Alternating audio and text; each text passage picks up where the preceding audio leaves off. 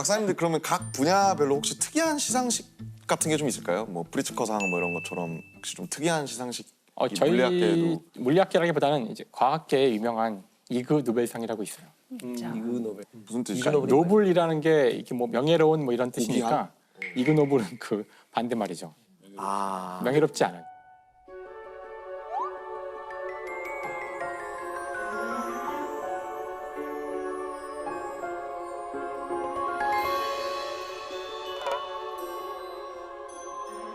재밌게 만들어 본 거예요. 그래서 한 저널의 편집자가 그냥 재미로 장난으로 만들어서 이 상의 목적은 절대 재현되어서도 안 되고 재현할 수도 없는 그런 연구 업적에 상을 주겠다는 거예요. 뭐 기상천외할 수도 있고. 네네, 황당한 연구들. 근데 전혀 무슨 뜻인지 몰랐는데 약간 이미 약간 그 질감 자체가 이미 비아냥거리고 있어. 이그 노벨상 약간 이런 느낌 아니에요? 옛다 이런 느낌. 그래서 이제 황당무계한 연구들이 되게 많은데 맥주 거품이 사라지는데 시간이 지나면 없어지잖아요. 네네. 그것이 시간에 따라서 지수함수로 사라지거든요. 그거를 실제로 실험을 빠르게 사라지다가 나중에는 천천히 된다는 거죠. 그런 거뭐 아, 네. 있었고 커피 잔에 커피를 네. 채우고 걸어갈 때 많이 흘리지 않게 하는 어떤 방법에 대한 굉장히 연구도 있었죠. 실생활에 도움이 되는 약간 리빙 센스에 나와야 될 것 같은 리빙 센스. 시대에 네. 그 연구 수상자가 한국 사람이에요. 맞아요. 한국 사람이어서 네. 커피? 네, 맞아요. 네네. It's about how much coffee you can drink.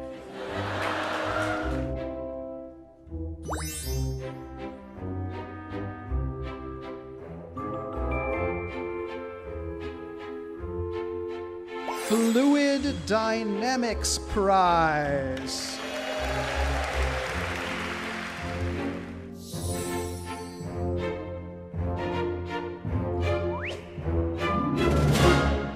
이제 물리학에서 가장 유명한 상 중에 하나는 그 개구리를 공중 부양시킨 실험을 했는데 그건 좀 궁금하긴 한데.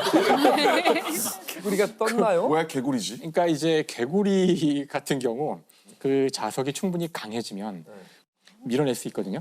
아. 자석으로 개구리를 띄우겠다 이거예요? 띄운 거죠. 실제로 띄웠어요. 띄웠어요? 띄웠어요? 그러니까 대신 강한 자석이 필요하기 때문에 충분히 강한. 그러니까 개구리가 떴냐고. 죽은 개구리죠. 죽은 개구리. 그러니까 죽은 개구리도 떴어요? 떴죠. 그래서 떠서 사진을 찍어서 빅뉴스인데 이건 진짜. 아니 솔직히 신기한데요? 아니 다 놀랐잖아요.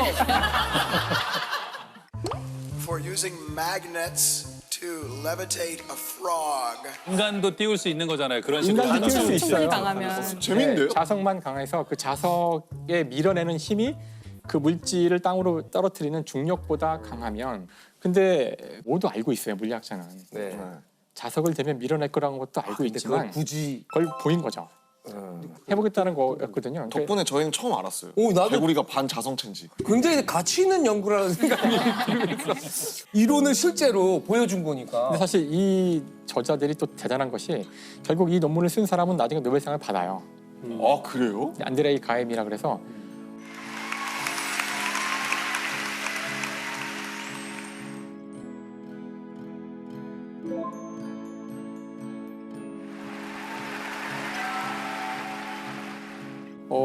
이분이 참 재밌는 사람인데 모여서 항상 우리가 유머롭게 재미있게 흥미로운 그런 연구를 떠들어대고 이런 말도 안 되는 것 같은 바보 같은 것들을 할 때만이 좋은 결과가 나올 수 있다. 이제 이런 정신을 가진 사람이에요. 그렇죠. 저희 이 창작 업계도 그래요. 말도 안 되는 소리들이 새로운 이야기를 만들어내거든요. 진짜. 그냥 미친 척하고 해보는데요 하는데 거기서 되게 좋은 것들이 많이 나오거든요. 진짜 그래요. 네. Every winner has done something that first makes people laugh, then think. 저는 사실 이 이그 노벨상의 그 시상식이 정말 되게 인상 깊었어요. 그 행사 자체를 하나의 축제 같이 진행을 해요.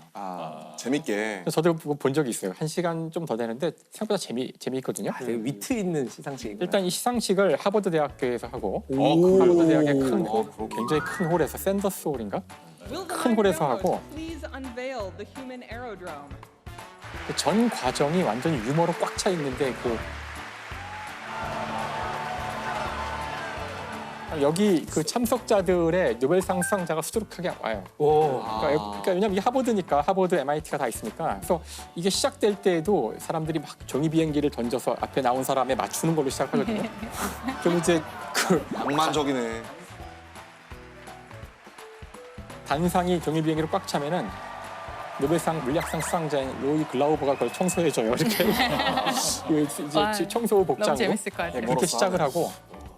다음에 이제 수상자들이 물론 다 오지 않지 반도 안 올 텐데 발표를 하잖아요. 자기 연구 결과를 이제 소개하게 되는데 중간 중간에 한 7살이나 6살쯤 된 여자 아이가 나와요. 네. 걔가 이제 스위티 푸인데 나와요. 달콤한 똥. 달콤한 똥. 그래서 한참 발표하고 있는데 옆에 딱 와가지고 꼬마애가 Please stop. I'm bored. 아 그만 좀 해. 제발 듣기 싫어 그만해. 죽겠네. 나 이거는. 지루해 죽겠어 그러는 거죠. I measure good weight and cups. I measure again. Oh.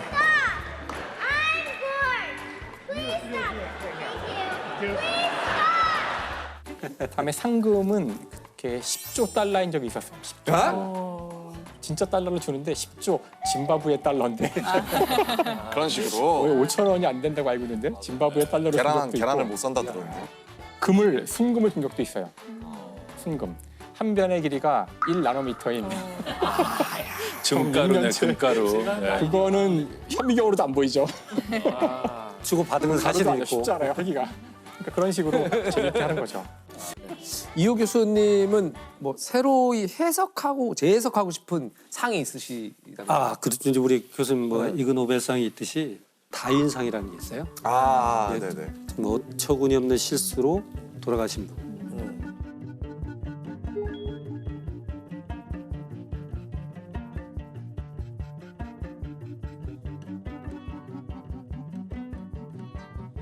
예를 들어서 하늘을 좀 날고 싶은 사람이 있어요. 헬륨 풍선을 40몇 개를 불어요. 가스를 그 의자에 묶어서 친구들이 줄을 놓으면 잠깐 올라가서 한 10m 정도 있다가 구경 좀 하고 내려오려고 그랬어요. 저런. 근데 이 사람이 4km를 올라가. 네네네. 너무 그래서- 많이 묶었어. 그래서 비행사가 봐요. 조종사가. 그럼 공항 죽지 거치에서. 않나요? 근데 자기는 어느 정도 올라가면 총으로 하나씩 터트려서 내려올 내려오려고 생각이었네.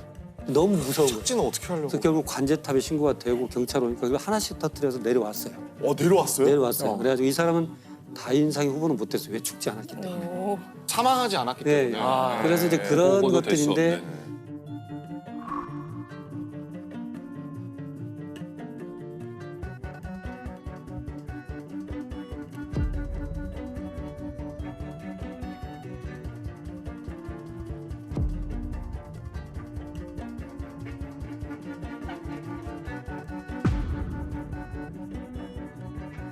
실은 그걸 보면 좀 희화돼 있어요. 그렇죠. 막 그러니까요. 조롱하는 것들도 많이 써 있고 그러는데 실은 이제 죽음을 갖고 그렇게 얘기하는 건 저도 실은 불편한 일이고요. 이제 왜 다윈상인가 하고 봤더니 뭐 진화 생물학적인 관점에서 이런 유전자는 남으면 안 된다. 도태돼야 되는. 네, 그러니까 이게 너무 왜 여기에 다윈의 이름을 쓰는지 그 이제 다윈의 본인은 그 상이 자기 이름 본인도 억울할 거예요, 지금 이런 그러고 네, 싶어할 것 당연히. 같아요. 뭐랄까 조롱에 가까운 이그 노벨상과는 많이 다른 것 그렇죠. 같아요. 그래서 네. 근데 제가 이제 그 다윈상은 그걸 보다가 가만 생각을 해본 거예요, 제가. 어떻게 보면 우리는 굉장히 불안한 세상을 살고 있는데 안전하고 치밀하게 계획된 그런 시스템 하에 살고 있다는 착각 속에 사는 거 아닐까. 그러다가 어처구니 없는 일을 당하고 보니 이렇게 불안한 사회에서 우리가 이런 걸 느낄 수 있는 사건들이 자그마한 것들이 있을 거라는 생각이 드는 거예요. 그래서 우리가 이제 하이니 법칙이라고 네네. 1대 29대 300 그러잖아요. 네. 하나의 큰 사건이 생기기 전에는 그보다 좀 적은 것이 29건 정도 미리 발생하고 네. 더 작은 것은 한 300건 300건? 정도 미리 발생한다. 굉장히 고도화되고 안전한 사회는 300건대 이미 캐치가 되죠. 그런 것들을 단발성으로 그 사람들만 문제가 있었던 걸로 봐서는 안 된다.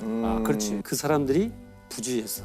거봐 왜 그러지 저 말라고 사람들이 했어. 바보라서 그래. 아 그렇죠. 이게- 그렇게 생각하는 이게- 경향이 있다는 네, 거죠. 네. 그게 아니고 그 사람들은 원래가 불안전한 시스템에서 우리 대신 희생한 사람이에요. 우리 대신. 그래서 우리는 그걸 놓고 그 희생에 의미를 부여하는 건 발생하지 않도록 교훈을 뽑아내는 것이 우리의 역할이거든요. 그래서 한번 지나가는 형태가 아니고 그런 것들이 기록이고 남아야 어디가 매뉴얼이 이렇게 만들어지는 거죠. 그래서 다인상은 막 사망이고 뭐 그건 약간 흥미 위주가 되지만 우리가 그런 것들을 얘기할 수 있는 공론회장을 한번 인터넷으로 만들어 본다면 얼마나 좋을까. 그래서 어떻게 보면 사회를 바꾼 것들도 생길 수 있죠. 이제 이걸 배우려고 제가 호주로 이제 교환 교수로 갔었는데 멜번에 큰 차, 쓰레기차가 후진하면서 어린애를 친 경우가 있어요. 우리도 가끔 있잖아요. 근데 아, 네. 그럼 보니까 운전석에서는 뒤가 안 보이잖아요. 안 보이죠. 그럼 이건 에러잖아요. 네. 우리가 잘못 구안한 거지. 예. 그래서 권고를 내보냅니다. 헤비비니까 큰 차량은 후진 기어는 무조건 소리가 나게끔 해라. 아, 이게 이제 하나의 개선 사항. 그래서 빠라바라바라바라 이거 나오잖아요. 여기 이제 개선이 되는 거고. 어. 어린애들이 이제 학교 갔다가 와서 빨리 자전거 놓고 놀러 가고 싶잖아요. 네. 그러니까 가서 차고에다 넣고 이걸 닦아다가 헬멧이 걸려요. 틈에. 그래서 대롱대롱 매달 때 죽는 경우가 발생을 해요. 그러니까 보니까 급한 마음이 그러니까 순간적으로 틀 수 있는 그 고안해라, 이 기구를. 어린애들이 응급 상황에서 이 헬멧을 빨리 풀 수 있는 방법. 네. 요걸 고안해내라 하고 용역을 주고. 그런 식으로 뭔가 하나 발생하면 요걸 그냥 놓치지 않는 거예요. 그래서 어떻게 보면 이런 부분들을 자꾸 생각하고 개선해 나갔으면 좋겠는데 뭐 와이파이가 잘 터지고 뭐 이런 게 선진 문화가 아니고 사람이 소중한 사회죠. 이게 선진 문화가 되는 것이죠, 사실은. 그래서 어떻게 보면 그 사람의 죽음을 의미 있게 만들어주는 거예요.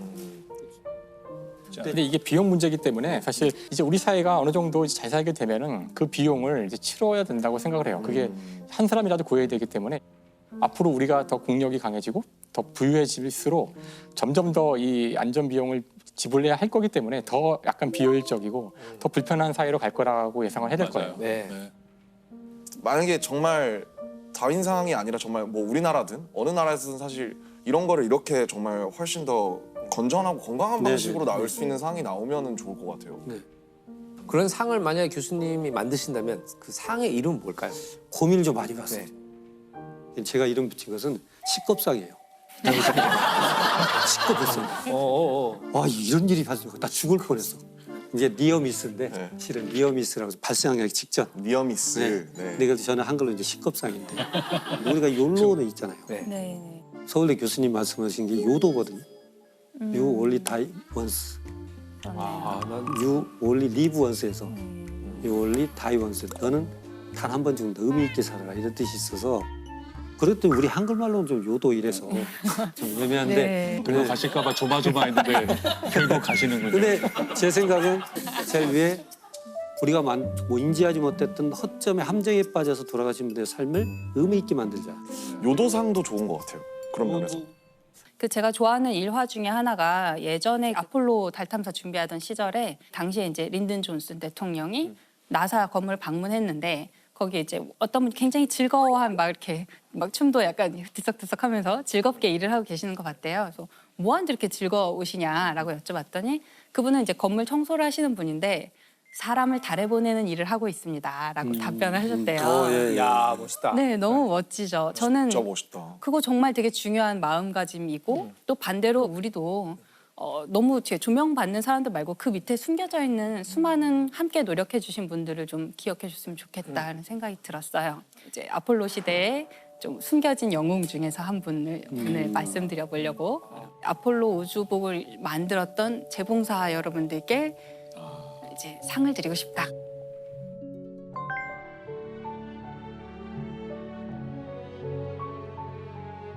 사람을 달에 보내는 이 일이 시작된 게 1960년대잖아요. 이런 일을 처음 해보는 거였기 때문에 나사가 준비해야 될 게 너무너무 많았을 거예요. 처음부터 끝까지 전부 다 나사가 다 새로 도전해야 되는 일이었는데 그중에 하나가 우주복을 만드는 거였대요. 네. 사람이 우주로 나가면 맨몸으로 만약에 나가면 1분도 버틸 수 없고 바로 사망하거든요. 이게 왜냐면 이제 압력이 달라서 높은 산에 올라가면 물이 금방 끓는다고 하잖아요. 그래서 산꼭대기에서 라면을 끓이면 라면이 설익어요. 아직 뜨겁지 않은데 물이 끓어버려서 산만 올라가도 물이 금방 끓어버리는데 더 높이 올라가면은 물이 얼마나 금방 끓겠어요. 그런데 사람의 몸은 70%가 물. 물이죠. 우주로 나가면 사람의 체온 정도 36.5도의 체온으로도 물이 끓는 순간이 오는 거예요. 그럼 발화가 되는 건가요, 인체? 이게 뜨거운 건 아니에요. 온도는 낮은데 액체가 기체가 기화되는 되는 거죠. 거죠. 저희의 수분이 다 빠져나가는 70%가 기화돼 버리는 그럼 거예요. 이제 부풀어 오르거나 뭐 아주 끔찍한 일들이 벌어질 수 있겠죠. 그러니까 그걸 유지해 주는 게 되게 중요한 거예요. 그래서 압력을 가해 주는 가압복이 필요해요. 우주에 나가면 또 너무 뜨거워요. 또 햇빛을 안 보는 곳은 너무 차가워요. 달은 거의 뭐 한 200 몇십 도 일교차가 200 몇십 도가 나거든요. 그런 것들을 다 이겨낼 수 있어야 되고 이렇게 벌키한 옷을 입고 활동을 하면 조금만 움직여도 열이 엄청 나요. 그러면 얘를 또 식혀줘야 돼요. 그래서 안에 이렇게 물이 이렇게 냉각. 차가운 물을 흐르게 해서 냉각을 시키거든요. 그 모든 게 다 우주복 안에 있어요. 총화. 우리가 갖고 있는 과학. 그러니까 이게 네. 사실 처음에 우리가 제일 알고 있는 우주복인데 이게 맞아요. 처음에 우리가 딱 봤을 때는 약간 도라에몽 느낌의 그런 어떤 뭐랄까 웃기려고 만든 그쵸. 느낌이 있는데 귀엽고 이럴 수밖에 통통 뛰어다닐 것 없었네. 같고. 그렇죠. 처음에는 이 우주복을 아주 단단하게 만들려고 했대요. 그래서 금속이나 막 이런 걸로 안전하게 하려고 했는데 이게 마치 중세시대 갑옷처럼 된 거예요. 그래서 이게 제가 사진을 하나 보여드리면 이게 한때 유행했던 똑같네. 예, 디자인. 예. 스타워즈에 이거 나오는 이게 옛날에 그죠? 스타워즈 영화에 그 보면 걔네들 누구죠? 제다이 말고 그 군사들 있잖아요. 제국군들. 네. 네. 근데 얘는 우주복으로 제한된 거고요. 네. 이게 이제 중세시대 갑옷이랑 너무 갑옷이 똑같지 않느냐. 이제 약간 비웃는 거죠. 이거 가지고 움직일 수 있겠느냐. 이게 왜냐면 이 달에 가는 우주 비행사들한테 요구되는 작업이 동전도 집을 수 있어야 된다. 그리고 방탄이 돼야 된다. 이었어요. 그건 쉽지 않을 것 같아요. 방탄이 되긴 일단 조금 한국에서 어려웠을 것 한국에서 같아요. 태어나야 돼. 방탄 어려워. 방탄 어려워. 일단 방탄- 소년이 돼야 되고. 그렇죠. 예, 한국에서 태어나야 되고. 방탄은 왜 필요한 거예요? 그러니까 꼭 총을 쏘는 사람이 방탄까지는 있나요? 우주에? 아니 왜? 범죄에 노출될까 봐. 제다이들이 있을 수도 있으니까. 네. 네. 다 소용없을 텐데 방탄으로. 방탄에? 그만큼 튼튼해야 된다는 거죠. 아, 내구성이 그 기준이 아주 방탄 좋아야 기준으로 되고. 네. 뭐가 이렇게 우주 먼지 같은 게 날아다니면서 그럴 수 있죠. 이렇게 뚫어버리잖아요. 맞아, 그런 맞아, 것도 대비하는 건가요? 그런 것도 지금은 현대에는 대비를 해야 되죠. 지금 쓰레기들이 많죠. 네, 떠다니는. 우주에 떠다니는 파편들이 너무 많아서 실제로 그런 것들이 위험하고요. 옷이 찢어지면은 우주에서는 우주복이 찢어지면 이제 그대로 너무 위험하니까요. 어떡하냐. 이거를 이제 전부터 같이 나사랑 같이 일을 해왔던 예를 들어서 군수 업체라든지 뭔가 단단한 물건을 만들던 회사들이 이거를 납품하려고 하니까 유연성이나 이런 게 안 되는 거예요. 입고 활동하기가 힘들고 관절을 구부리기가 힘들고 이랬던 것 같아요. 그래서 이때 굉장히 센세이셔널한 계약이 이루어지는데 속옷 회사랑 계약을 하게 됩니다. 쌍방울 이뤘는데. 그렇죠. 우리나라로 네, 치면 쌍. 우리나라로 치면 이제 미국의 당시 유명했던 속옷 회사, 여자 속옷을 만들고 또 아이들을 위한 의류를 만드는 그런 회사였대요. Well, that's what this new Playtex Fashion Magic cotton bra does. Yet it's so different. Feels like nothing you've ever felt before. 몸에 맞춤할 수 있고 유연하고 단단하고 그런 제품을 원래 만들던 회사니까 네. 우주복을 만드는데 이제 출사표를 던지게 된 거죠. 와. 그 속옷 회사가 처음에 들어와서 일부는 속옷 회사가 이제 자기들의 첨단 기술로 만들고 일부는 원래 하던 군수 업체랑 같이 합작을 해서 만들어라라고 나사가 이제 그렇게 계약을 했는데 이게 좀 서로 말이 잘 안 통했다고 그럴 그래요. 것 같아요. 네. 그리고 정부 기관이랑 일을 하려면 굉장히 많은 서류나 뭐 절차가 예산 복잡해요. 따오고. 이거를 사기업이 하기에는 말도 안 되는 작업이 너무 많았나 봐요. 그래서 이 두 회사가 서로 기술적인 문제보다도 약간 행정적인 문제 뭐 이런 문제가 좀 촉발이 그 되면서 간극이 있어요 분명히. 네 계약이 해지됐어요. 그래서 계약이 해지되고 지금 사람을 달에 보내야 될 날짜는 점점 다가오고 있는데 옷은 안 만들어졌고. 우주복이 안 만들어지는 거예요. 가야 되는데 근데 이때 그 속옷 회사가 다시 도전을 합니다. 그동안 자기들이 충족하지 못했던 어떤 행정 절차 이런 걸 다 충족시키고 대단하다. 그에 더해서 우리 우주복이 이렇게 훌륭하다라는 비디오를 찍어서 제출을 했대요. 자기네 제품을 입고 풋볼을 하는 거야. 아메리칸 풋볼. 공을 막 던지고 덤블링하고 뛰고 이런 다양한 동작을 하는 거를 보여주면서 우리 우주복이 얼마나 훌륭한가. 이 회사가 디자인한 우주복이 21겹으로 되어 있어요. 그러니까 이제 안에는 냉각을 시키는 장치가 안에 있고 가압복이 있고 온도를 견디는 거, 유연하게 만드는 거, 우주에 있는 물질로부터 보호하는 거 이런 식으로 층층이 해가지고 21겹이나 되는 거예요. 그리고 얘가 그 아기들 입는 일체로, 한 벌만 네, 있는 옷을 우주복이라고 하잖아요. 예. 그게 위아래가 붙었어. 붙어 있는 옷이거든요. 네. 상의 하의가 붙어 있는 옷인데 아 그걸 우주복이라고 불러. 그 우주복이라고 불러요. 네, 그게 이제 이 우주복 컨셉에서 온 거죠. 한 벌에 다 붙어 있는 옷이에요. 오.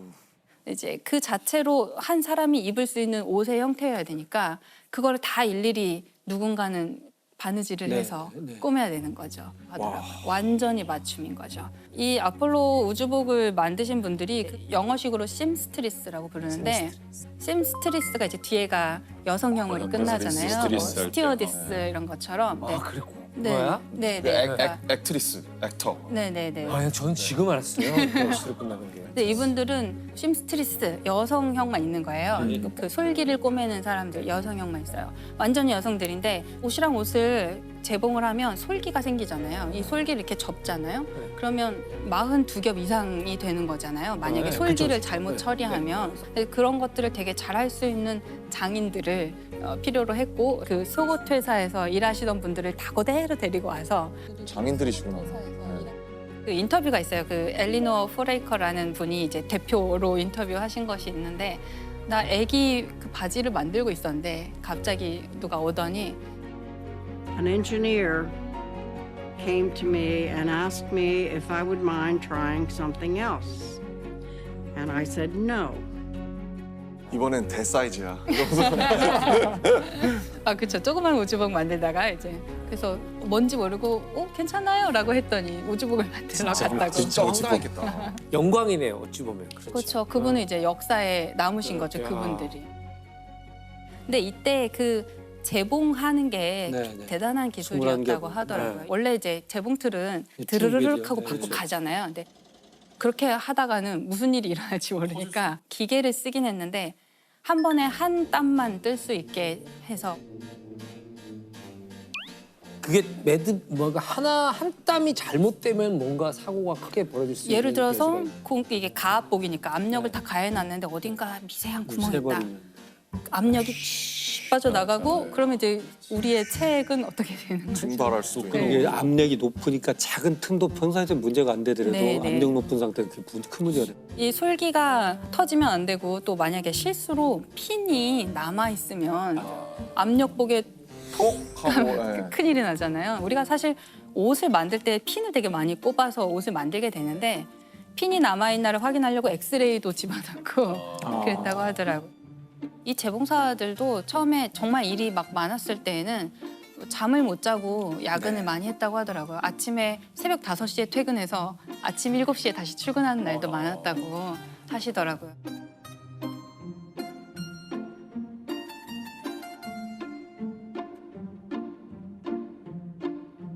아 그리고 우주복 안에 뭐가 있어야 되냐면 소변, 대변 수집 그렇죠. 장치. 배뇨가 가장 이게 중요할 또 것 들어 같은데. 있어야 돼요. 아, 그냥 우주선 만드는 것보다 이게 더 힘든 것 같은데. 오, 맞아요. 피곤하대요. 이게 하나의 작은 개인용 우주선이라고 불러요. 그 안에 모든 게 다 있어요. 심지어 화장실까지 다 있는 거잖아요. 근데 선생님 화장실이 있다 그러셨잖아요. 네네. 이 대소변을 받아야 되는데 근데 이게 그 어떻게 닦아요? 일단 아니, 궁금하지 않아요? 입고 있는 동안은 닦을 수 없고요. 닦지는 네. 못할 것 같아요. 근데 닦을 필요도 없게 다 아주 되겠죠. 근접하여 수집하는 장치가 아. 있고요. 그 되게 재밌는 일화가 하나 있는데 당시에 네. 다 우주인들 남성이었기 때문에 신체랑 그 관을 연결하는 그 첫 번째 부품을 이제 사람 신체의 크기에 맞게 맞춤형으로 만들어야 되는데 그 이제 처음에 만들 때 대중소가 있었대요. 우주인들 자존심 싸움이 장난 아니었겠는데. 되게 미묘한 문제인데. 네. 맞춤형으로 예, 제작했다니까 뭐. 예, 맞춤형으로 제작해야 되니까 이 크기를 정확하게 아는 게 되게 중요하거든요. 그 우주인들의 손도 다 틀로 떠놓을 정도예요. 근데 이거를 꼭 맞춰야만 하는 문제인데 모두가 다 대를 선택했대요. 본인 생각에. 자존심이에요. 네. 자존심 싸움. 서양도 비슷합니다. 서양도. 그러다 죽으려고. 그렇죠. 이게 만약에 새어 나오면 큰일이잖아요. 이게 그래서 나중에 이 사람들이 대, 특대, 특특대 이런 식으로 바꿨다고 하더라고요. 이 우주개발 역사에 남게 되니까 그 자료가 네. 하나 여기에 누가 들어가는 거야. 이 우주복이 하나가 개인용 우주선이다. 뭐 자기 이런 우주선. 정말 절체절명의 어떤 사명감을 가지고 이분들이 만드신 거죠. 나중에 이 우주인이 실제로 이 옷을 입고 달에 갔잖아요. 네. 그러면 이분들은 자기가 만든 어떤 마스터피스가 네. 이제 달에 그렇죠. 가는 거죠. 나도 달에 가는 기분이었다. 그렇죠. 뭐 이런 식으로 인터뷰를 하셨어요. 그리고 너무 재밌는 게 처음 도착했을 때는 달에 발을 디디면 혹시 푹 들어갈지도 모른다고 생각했대요. 정말로 그런 생각이 예, 있을 수 있죠. 혹시 자기야. 푹 들어갈 수도 있으니까. 그래서 처음에는 되게 조심스럽게 발을 디뎠는데 그냥 지구에서처럼 단단한 흙인 거예요. 그래서 이제 그때부터 걷기 시작하다가 나중에는 뛰다가. 콩콩 뛰어요. 콩콩 뛰고 네. 그다음에 재밌겠다.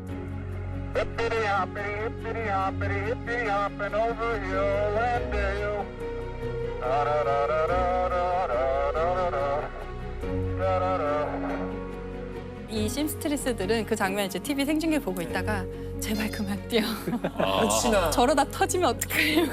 그렇겠다. 제발 그만 뛰어 이랬대요. 근데 그 콩콩 뛰더니 나중에 급기야 달리기 시작하거든요. 그래서 제발 다시 그만해. 충분해. 됐어. 다시 사다리 타고 빨리 우주선 들어가.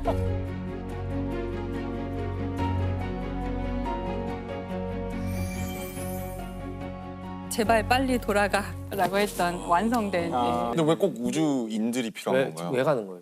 우주인이 아직은 갈 수밖에 없는 게요. 특히 이 아폴로 시대에는 컴퓨터라는 게 방 하나의 크기였거든요. 그걸 못 따라가는 거야, 우리 인간. 그걸 할 수가 없고요. 나사의 그 기록 같은 데 보면은 사람은 70kg의 가장 경제적인 컴퓨터이고 뭔가 돌발 상황이 발생했을 때 유연하게 대처할 수 있고 그 모든 시나리오를 다 컴퓨터에 입력해서 얘가 자동으로 하게 하려면 당시에는 불가능했던 그 컴퓨터를 우주선에 실어서 보낼 수 없었고요. 지금은 이제 로봇을 더 많이 보내려고 해요. 앞으로 이제 20년대 아마도 조만간 또 사람을 달에 보낸다고 하는데 뭔가 우주인의 작업을 도와주거나 아니면 로버가 이렇게 움직이면서 위험한지 아닌지를 미리 가서 정찰해주는 네. 어떤 시스템. 앞으로는 기계와 우주인이 협력하는 형태의 우주 탐사를 하려고 많이 계획을 하고 있어요. 20년 안에 갈 거면 제가 살아있을 때 다시 달에 가. 곧 몇 갈걸요? 년 안에. 몇 년 안에 네, 가요? 지금 아르테미스 계획은 계획? 24년인데요. 조금 미뤄져서 25년이 될 것 빨리 같아요. 갔으면 좋겠다. 인간이 가서 어떻게 생활할 수 있을지. 그럼 지금 화폐 가치로 했을 때 뭐 예산으로. 얼마 정도 하나요 한 번에? 진짜 그 궁금하다. 비용이. 와, 네. 모르겠네요. 이 중요한 제작 비용이 얼마나 엄청나게 들까? 돈이 많이 들 거예요.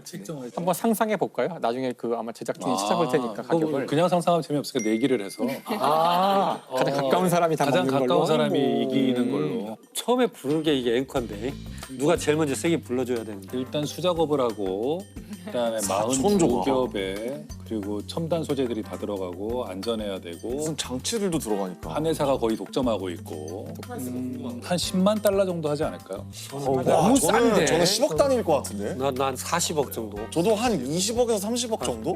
아니 저는 한 1억 정도면 살 것 같아요. 1억은 절대 아닐 것 같아. 1억에서 한 1억 2천? 그럼 전 5억으로 할게요. 5억? 선생님은 얼마? 전 모르겠어요. 해보세요. 네. 저는 솔직히 20억보다 높을 것 같아요. 20억 4천. 그래서 가장 근접한 사람에게는 뭘 해주는 선물을. 걸까요? 이건 여기 물어봐야죠. 제작진. 선물 하나 주세요. 그 옷을 하나 사줘요. 우주복을 하나. 우주복 너무 비싸고. 그래서 얼마인가요? 누구. 5억 정도 되겠다. 100억! 100억! 100억! 한 벌에? 아니 이건 당첨? 아니 나 진짜 부끄러워. 40억을 쓴 나 자신이 부끄러워. 그래도 당첨. 그래 하긴 그 정도는 돼야겠지. 4천 조각 그러는데 4천 조각. 그러니까.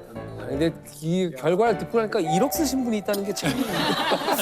아니 그 이게 대량 생산을 하지 않기 때문에 가격이 떨어질 수가 없어요. 품질은.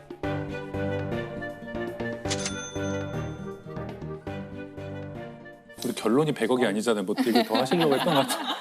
아니 그렇죠. 예, 결론은 그래서 우리가 아폴로 프로젝트를 생각하면 뭐 닐 암스트롱이나 우주 비행사들만 생각을 하는데 아폴로라는 거대한 프로젝트 뒤에 재봉사라는 굉장히 우리가 생각조차 하지 못했던 기여하신 분들이 있다는 걸 기억을 할 때 또 다른 프로젝트에서도 좀 숨겨져 있는 그러나 너무나 중요한 일을 하셨던 분들을 좀 기억해 보면 좋겠다 그런 생각을 저희 같은 일반 사람들이 떠올리는 사람은 결국 사실 일론 머스크와 스페이스 X긴 하거든요. 그렇죠. 우주 산업에서 일론 머스크의 영향력이 실제로 이제 학자로서 체감하시기에 어느 정도인지. 네, 그러니까 이분이 뭐 회사의 대표이자 경영자이기도 하지만 자기가 실제로 엔지니어기도 하고요. 실제 개발에 참여를 많이 했어요. 원래 페이팔을 만들었었죠. 네네. 페이팔을 하면서 돈을 엄청 끌어 모아서 그걸로 성공한 돈을 이제 우주에다가 뿌리고 있죠, 지금.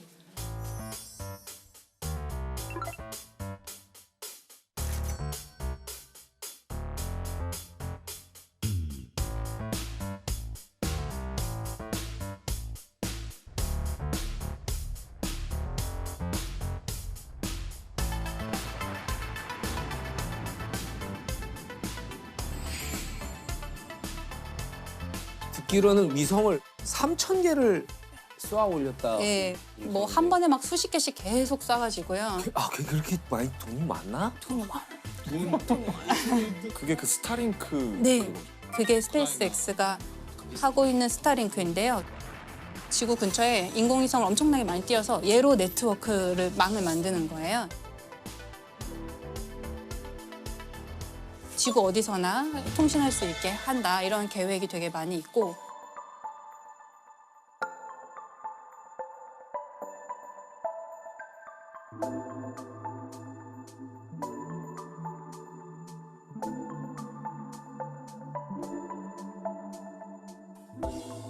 사실 정말 궁금했던 게 인공위성을 스페이스X에서만 쏘아 올린 게 3,000개가 된다고 하잖아요.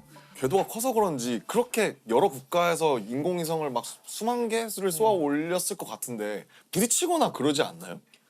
부딪히기도 해요. 아, 그런 그래요? 사고가 날 수 있고 그래서 어느 정도 그 밀도를 유지하게끔 그런 규칙이 정해져 있어요. 그래서 그 우리가 규칙이 있구나. 우주로 쏘아 올리는 모든 물체는 등록을 해야 되는데요. 등록할 때 이제 우리가 어느 궤도로 보낼 것이다, 임무 수명이 어느 정도다, 임무가 끝난 다음에 어떤 식으로 폐기할 것이다 이런 이제 대략의 계획이 있어야 되거든요. 근데 문제가 되는 것은 거기에 참여하지 않고 자력으로 등록하지 않는 물체를 올리기도 해요. 왜냐하면 이게 등록 안 했다고 해서 처단할 수 없거든요. 뭐 거기로 가서 불법도 뭐 이렇게 할 아니고 수도 없고 그렇죠. 그 갔는지도 모르니까 이제 지구 규모에서는 뭐 새로운 게 올라왔는지 안 올라왔는지를 알기는 어렵잖아요. 그래서 거기에 이제 참여하지 않으면 그런 미확인 비행 물체들이 정말 근데 진짜 최근에 뭐 이렇게 기사 보니까 우크라이나 전에 전쟁에 있어서 그것들의 정보를 제공하거나 이런 위성들을 우리가 이제 파괴하겠다. 그러면 만약에 거기서 쐈다. 그럼 미국에 가만히 있지 않을 테고. 이러면 진짜 우주 전쟁이 벌어지는 거 아니에요? 그래서 그 상대방 국가의 인공위성을 요격하는 기술을 이제 많이 개발하고 있는데 큰일 났다. 큰일 났어. 역시. 스타워즈라고 그러죠. 그러니까 옛날에. 스타워즈네. 그거를 처음에 실험을 해야 되는데 우리가 실험을 남의 나라 위성을 진짜 요격하는 실험을 할 수는 없잖아요. 그러면 그래서 전쟁 나니까. 자국의 오래된 위성, 폐기해야 되는 위성을 자기가 격추하는 그러다 실험을 해요. 잘못 격추하면 했을 때. 자기네가 이제 실험적으로 격추를 했다. 폐기에 대해서 격추를 하면은 완전히 다 없어지는 게 아니잖아요. 사실은 그래요. 파편들 쓰기. 맞아요. 그런 일이 실제로 일어날 수 있고 파편들이 굉장히 문제가 많이 되죠.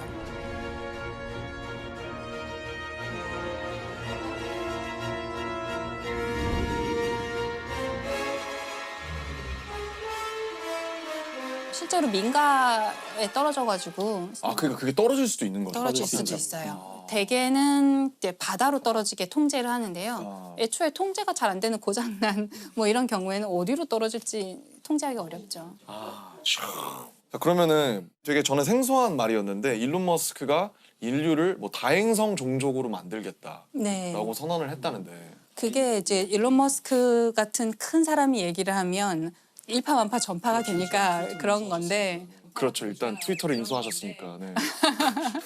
맞아요. 근데 이제 원래 있던 말이긴 한데요. 그러니까 우리가 뭐 멀티 플라네터리 스피시스 이렇게 다 행성 종족이에요. 여러 행성을 오가는 여러 행성에 걸쳐서 생존하는 그런 종족인 인간이 우리가 그렇게 돼보자 그런 이제 목표를 가지고 있어요. 뭐 화성에 사람을 이주시키겠다. 그래서 장기간 거주하게 만들겠다 이런 얘기를 하고 있고.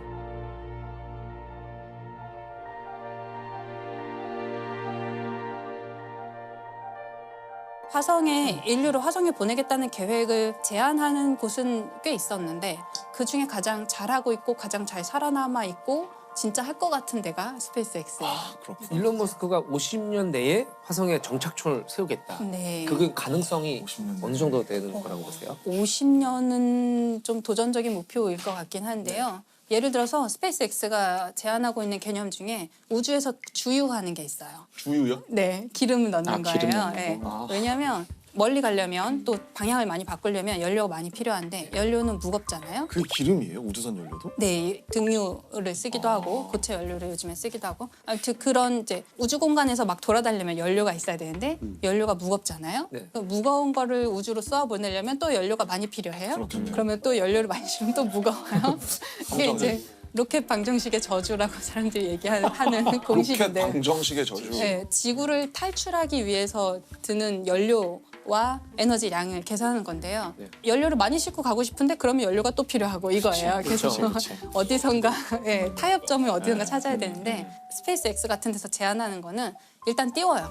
일단 해서 우주공간 띄워놓고 기름만 가지고 있는 연료만 가지고 있는 우주선을 또 띄워서 우주공간에서 도킹을 시켜서 급유를 하는 거예요. 그래서 주유를 해주고 얘는 다시 지구로 돌아오고 그럼 얘는 우주공간에서 이제 더 멀리 갈 수 있는 에너지를 다시 갖게 되잖아요. 미 공군이 사용하는 공중급유기를 우주에서 하겠다는 거죠. 네, 그걸 이제 좀 더 큰 규모로 하려고 하는 거죠. 그래야지 화성까지 가서 화성에서 착륙했다가 뭐 만약에 필요하면 화성에서 다시 돌아올 수도 있고 또 다르게 접근하는 데도 있는데요. 예, 아랍에미리트 연합이라는 이게 나라가 돈이 많아서 그런가요? 그렇죠. 그렇겠죠. 네. 일단 자본이 뭐 네, 거기는 이제 석유로 자본을 많이 가진 나라고 그런데 석유가 한계가 있잖아요. 그렇겠죠. 언젠가는 바닥 날 거란 말이에요. 그러면 석유를 가지고 경제를 부흥시킨 이 나라는 다음 단계를 이제 미리 대비를 해야 돼요. 그것은 개인 과학자의 차원이 아니라 어쩌면 국가 차원의 미래를 위한 대비일 수도 있겠어요. 이 아랍에미리트가 화성에 2117년까지 도시를 만들겠다. 2117년. 네, 2117년까지. 이제 그 계획을 2017년에 발표하면서 100년 100년 후에 안에. 하겠다라고 한 건데요.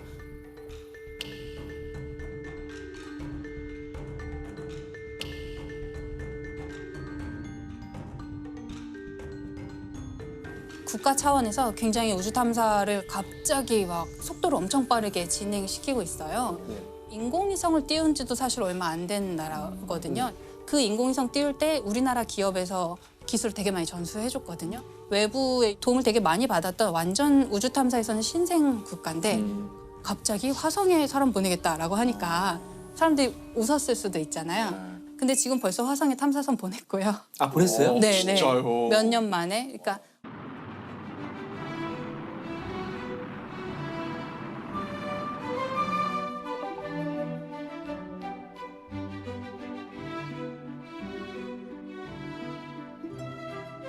원래는 어떤 한 국가가 열심히 준비를 해서 화성 탐사선 정도 보내려면 한 10몇 년 정도 준비를 해요. 개발 기간. 근데 이 나라는 몇 년 만에 보냈어요. 모든 걸 국산화하겠다 이런 전략이 아니고 외부에서 도움을 받을 수 있는 건 다 받겠다. 받아서. 이런 전략을 좀 선택한 것 같아요. 왜냐하면 여기는 우주 탐사를 잘하는 것도 목표지만 화성에 가야 된다는 실제적인 목표가 있기 때문에 첨단 과학부라는 이제 정부 조직이 있는데 거기 장관이 사라 알 아미리라는 장관님이 장관도 하시고 화성에 간 그 아말 프로젝트의 담당자기도 해요. 그래서 자기가 실제로 공학자기도 하고 교육에도 굉장히 관심을 많이 가져서 화성 탐사, 뭐 우주 탐사 이런 걸 하면서 그거에 대한 내용을 교육에 아이들 학교에서 굉장히 많이 가르치게 바꿨다고 하더라고요. 교육 과정을 바꿔서 우주 탐사가 당연한 거야라고 가르치는 교과서를 배우고 자라는 아이들은 우리랑 세대가 완전히 달라지는 사고 방식이 달라지는 거죠. 화성 가겠다, 화성 이주하겠다가 국가의 테마가 된 게 재밌더라고요. 현실적으로 가능할까요? 제 세대에서는 가는 거는 가능도 할 것 같아요. 네. 근데 가서 장기적으로 존재하느냐 그리고 또 가서 번식을 하고 다음 세대까지 살 수 있게 하느냐 그거는 조금 더 먼 미래가 아닐까 싶은데요. 되게 재밌는 게 그거를 우리나라 외교부에서 연구를 한 적이 있어요. 아, 그래요? 네. 근데 왜 외교부죠, 근데? 그게? 그 되게 중요한 지적이신데요. 왜 외교부에서 이제 전문가에게 연구 용역을 준 거예요. 어떤 연구를 하냐면 예를 들어서 한 100년 정도 후 뭐 화성에 사람이 살 수 있고 오래 거주할 수 있는 환경이 된다고 치면 그때의 정치, 국제사회 관계, 지구와 화성 사회의 관계는 어떠할까? 화성을 정치적인 어떤 국제 관계로서 보는 거군요. 가면 네. 외교부 직원이 파견 나가야 되는 거죠. 그럴 수도 있죠. 투표권을 줘야 되는지. 그렇죠. 그리고 화성에 오래 생존을 하고 있으면 이 사람들이 자치권을 요구할 수도 있죠. 우리 더 이상 뭐 한국 사람 안 하고 우리 나라 세울 거야 이럴 수도 있고. 그러니까 지금은 우주 공간에 있는 것은 다 평화적으로 사용해야 되고 누가 개인이나 어떤 국가가 소유할 수 없어요. 그런데 최근에 바뀐 게 미국 정부에서는 달에서 흙을 얼마쯤 가져오면 그게 뭐 그람당 얼마 이런 식으로 해서 팔 수 있게 해주겠다. 국가가 이건 사주겠다. 민간 기업한테 약간 장려하는 느낌인데요. 그렇죠. 그래서 달 좀 가서 파와라 이런 느낌인데. 그러면 다 미국 정부의 입맛에 맞게 탐사를 하려고 그렇죠. 하겠죠. 그리고 나중에 미래에는 뭐 정말 우리가 정착촌이 형성된다면 그 뭐 땅은 모두의 땅이지만 그 기지는 우리 거야라든지 기지 안에 있는 뭐 바닥에 깔아놓은 매트 우리 거니까 밟지 마라든지 다른 형태의 소유권을 주장할 수도 지금 있죠. 남극이 그렇지 않나요? 남극도 네, 남극도 소유 못하죠. 근데 소유는 못해요. 기지는 자기 거인 거죠. 저런 화성도 만약에 여러 정착촌이 여러 나라 정착촌이 있다면 결국에는 우리 여기서 일어나는 일은 지구까지 보고하는데 몇 년 걸리고 우리끼리 해결하는 뭔가를 만들자 하고 분명히 있을 문제는 지구에 자꾸 뭔가 시킬 거거든요. 네. 야, 너네 뭐 좀 채취해서 보내. 뭐 좀 안 돼. 정작 화성에 있는 사람들이 그걸 하려면 우주복 입고 나가갖고 너무 힘들고 막 이런데 야, 이거 언제까지 우리가 이거 지금 계속 받아야 되지? 이런 순간이 올 거라고 생각해요. 독립하겠죠. 네, 독립하자. 이거 연락 끊자. 손절. 야. 그죠. 이걸 누가 했냐면 그런 게 이제 국제 정치나 이런 거를 연구해 본 경험이 있는 사람들이 잘할 수 있는 거죠. 그걸 전공하셔서 석사를 받으시고 SF 소설을 쓰고 있는 배명훈 작가님이 그걸 했어요. 정말 완전 적격자였죠. 이제 SF 소설가라서 이런 화성 환경 잘 아시고 또 국제 정치 너무 잘 아시고 전문가니까 사실 미래를 가장 많이 생각한 사람들이 SF 작가예요. 맞아요. 그래서 사실 미래를 알고 싶으신 분들은 SF를 보면 되거든요. 맞아요. 책을 보면 돼요. 책을 보면 지금 오늘 우리가 한 모든 이야기에 대한 모든 가능성, 여러 가지 가능성들을 이미 다 생각해서 글로 써놨고 심지어는 이야기하지 않은 것도 다 쓰여 있거든요. 맞아요. 아마 그것이 우리가 미래를 시뮬레이트하는 가장 좋은 방법이 뭐 해보는 것보다 SF 소설을 보는 거죠. 제가 오늘 이 인물 자체 조명한다기보다는 아까 감독님 말씀하신 그 엔딩 10분 영화로 치면 그 엔딩 10분에 해당하는 그 장면이 저는 떠올라서 이 인물을 가지고 왔어요. 그래서 앞부분은 좀 지루할 수 있다 이 얘기를 미리 좀 드리는 거고 이분은 나사에서 일하는 과학자. 이름은 미미 아웅이라는 이름인데 미미 아웅. 네.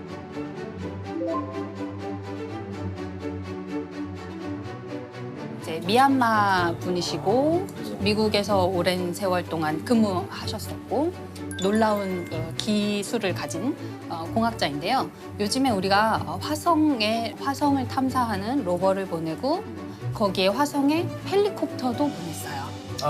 네. 기사 본 것 같아요. 아주 작은 헬리콥터인데요. 그 헬리콥터 이름이 인제뉴어티라는 헬리콥터인데요. 날개는 한 1.2m 정도인데 안에는 굉장히 본체는 굉장히 작고 가볍고 한 2kg 정도도 안 되는.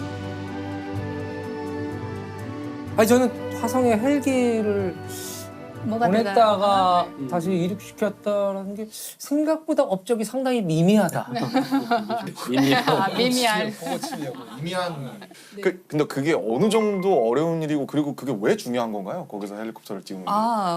화성은 대기가 희박하기 때문에 날개를 엄청나게 빨리 돌려야 겨우 조금 한 몇 미터 떠보는 정도예요. 지상에서 실험할 때는 얘를 아예 진공 챔버에서 실험을 해요. 지구에는 대기가 너무 많잖아요. 근데 화성에서 작동하는지 확인하려면 진공 챔버에 넣어야 될 정도로 이분이 한 6, 7년 정도 열심히 그 팀을 이끌면서 최대한 가볍게, 최대한 날개는 엄청 빠르게 돌아야 돼요. 그러니까 그 약간의 공기 아주 약간의 한 1% 정도, 1%의 공기를 가지고 1%? 뜨겠다. 네, 라는 거죠. 굉장한 도전이었다고 했고 사람들이 그거를 인류가 비행기를 발명했던 사건과 맞먹는다라고 표현했어요. 이제 화성에 대해서 탐색할 때 화성 주위를 도는 인공위성을 보내거나 아니면 화성 표면에 착륙하거나 이 두 가지밖에 할 수 없었어요. 네. 표면에서 이제 로버가 열심히 걸어다니면서 바퀴를 굴러가면서 힘들게 운전을 해서 되게 느리거든요, 속도가. 아주 오랜 시간 이제 진행하면서 이제 탐사를 하게 되는데 헬리콥터를 타고 갈 수 있으면 살짝 떠서 좀 날아가서 내려가면 금방 이동할 수 있잖아요. 네. 그리고 이제 1%밖에 안 되지만 대기에 무엇이 있나 이런 것들을 탐사하는데 되게 좋은 수단인데 그래서 우리가 이제 그런 그 헬리콥터, 화성 헬리콥터에 대해서 말할 때 새로운 차원을 하나 추가한 것이다. 그 정도? 이렇게 표현을 했어요. 근데 사실은 그 정도 환경이면 뭐 달도 있을 테고 가까워. 네. 근데 왜 하필 화성으로? 왜 화성까지 가야 했냐면 하루가 24시간 한 조금 넘어요. 25시간은 안 되고 24시간 조금 넘거든요. 그나마도 인간이 가서 혹시 방문하게 된다면 조금 더 우호적인 곳이다라는 거고요. 그러니까 인간이 굉장히 익숙한 생활 리듬으로 우주 비행사들이 거기서 활동할 수 있어요. 그리고 화성엔 그래도 1%지만 대기가 있긴 있어요. 달에는 없죠. 달에는 없으니까 달에서는 헬리콥터 비행기를 띄울 수가 없거든요. 아예 불가능해요. 달에서 날아다니려면 이렇게 점프를 잘하면 돼요. 어려우니까. 점프해서 멀리 가서 떨어지는 이런 것들이 이제 요즘에 개발하고 있고요. 재밌긴 하겠네요. 네. 높이. 어렸을 때 트램폴린. 그렇죠. 퐁퐁이 그거. 트램폴린 퐁퐁처럼. 재밌겠다. 하면 엄청 높이 다른 중력이 작아서 엄청 높이 올라갈 수 있으니까 충전하고 올라갔다 내려갔다 이걸 계속 할 수 있는 거예요. 그 화성 그러면 이제 우리가 어렸을 때부터 뭐 화성 침공, 그렇죠. 우주 전쟁 이런 거 항상 화성인들이 침공하는 소설이나 영화나 이런 것들을 많이 봤었는데 선생님께서는 화성에 생명체가 있을 가능성은 어느 정도로 보세요? 시간이 중요한데요. 지금은 저는 없다고 보고요. 과거에 있었을 수 있다라는 게 행성과학자들의 거의 동의하는 이론입니다. 그 근거가 혹시 하나라도 우리가 알 수 있다면. 근거가 이번에 최근에 간 이 로버가 이름이 퍼서비어런스라는 로버가 갔는데요. Current speed is about 30 meters per second, altitude of about 300 meters. Perseverance is continuing to descend on the parachute. Touchdown confirmed. Perseverance safely on the surface of Mars. 얘가 어디에 착륙했냐면 삼각주 지형에 착륙했어요. 삼각주 지형. 그래서 거기 그 삼각주 지역 주변을 지금 열심히 탐색을 하고 있어요. 삼각주라 그러면 우리가 흔히 이제 강물들 모이고 이런 정도의 물이잖아요. 그렇죠. 근데 그 물이 우주 밖으로 흩어졌을 리는 없고 그동안 아무리 오랜 세월이 흘러도 우주 밖으로 흩어졌어요. 근데 그러면은 과학자분들은 대부분 모든 생명체는 물에서 왔을 것이다라고 추정을 하시는 건가요? 우리가 알고 있는 한에서는 그렇죠. 우리가 우주 안에 있는 생명체에 대해서 지구 생명체밖에 몰라요. 그렇죠. 우리가 알고 있는 본 적이 예제가 없으니까. 지구 생명체밖에 없어서 지구 생명체는 바다에서부터 발원했다고 사람들이 알고 있고 모르죠. 화성에 사실은 물이 아니라 다른 데에서 생명체가 기원했을 수도 있는데 우리는 엉뚱하게 물의 흔적만 찾고 있다든지 그럴 수도 그럴 있겠네요. 수도 있죠. 근데 생명체라는 정의가 우리와 같은 이런 형태의 존재가 있을까 이거에 대한 정의지 맞아요. 생명에 대한 정의가 서로 다를 수 있잖아요. 그렇죠. 맞아요. 그렇네요. 예를 들면은 이미 뭐 그런 얘기 있잖아요. 이미 외계의 존재들이 와 있다. 우리가 모를 뿐. 그 예를 들면 음악이 그냥 외계의 존재일 수도 있는 거잖아요. 인간에게 바이러스처럼 스며들어서 발현하면 퍼져가고 막 음악이 우리가 인간이 만드는 거라고 생각하지만 인간에게 깃들어서 살고 있는 어떤 것일 수도 있잖아요. 선생님 말씀하신 것처럼 이렇게 뭐 태어났다 죽고 이런 게 아니라 다른 방식으로 생명을 유지하는 어떤 존재들이 어디선가 왔고 소리의 형태로 존재하면서 사람에게 깃드는 게 아닐까. 사라지지 않고 계속 이어지게 만드는 거죠. 네네. 그들이 더 오래 갈 수 있는 거죠. 인간보다 더 오래 살아남고. 그렇죠. 조종을 받고 계신가요 혹시? 조종을 받아서 이런 숙주를 통해 갖고 널리 퍼뜨리고 또 새로운 노래가 나오면 새로운 생명체가 탄생하는 거고. 노래가 중요하죠. 사실 날지 못하는 새는 있어도 울지 못하는 새는 없다. 와. 군요. 어떤 외계인이 들어왔던 뭐 상관없어. 아무튼 근데 그 좋은 인물이 외계인 왜 만났어요. 흥미로운 거예요? 근데 미미아오. 아, 네. 그 엔딩을 향해서 이제 아, 예, 가야 예, 되는데요. 아, 벌써 엔딩이에요? 아, 되게 영화가 짧네요. 너무 짧아요. 단편. 단편 영화제로 하죠. 아, 예. 그분이 미얀마에서 미국으로 오는 과정 뭐 아, 이런 거를 다 하다 보면 그 궁금해하셨죠. 전반부가 네. 갈 것 이분이 같은데. 그 예. 뭐 태어나기는 미국에서 태어났는데 부모님이 이제 유학생이었고 아, 네. 예, 유학 갔던 시절에 나왔던 아기인데 2살도 안 돼서 다시 미얀마로 돌아가요. 부모님이 예, 그냥 다시 귀국하셨어요. 청소년일 때 혼자서 다시 미국으로 유학을 예, 갑니다. 그래서 혼자서 되게 거기서 잘 공부도 열심히 하고 해서 성공적인 케이스로 나사에 입사를 하게 돼요. 근데 사실 나사에는 그렇게 알려지지 않았지만 평범한 과학기술인들이 많이 있어요. 꼭 우리가 여성이라고 말할 필요도 없고, 그렇죠. 예, 뭐 그렇죠. 우리도 아시아인이라고 편견이죠, 실은. 말할 맞아요. 필요도 없고, 우리가 사실 집중하는 것은 이제 수석 뭔가 대표를 맡은 부서의 장이라든지 굉장히 집중 조명을 하게 되고, 그 밑에서 일하는 평범한 사람들에 대해서는 얘기하지 않잖아요.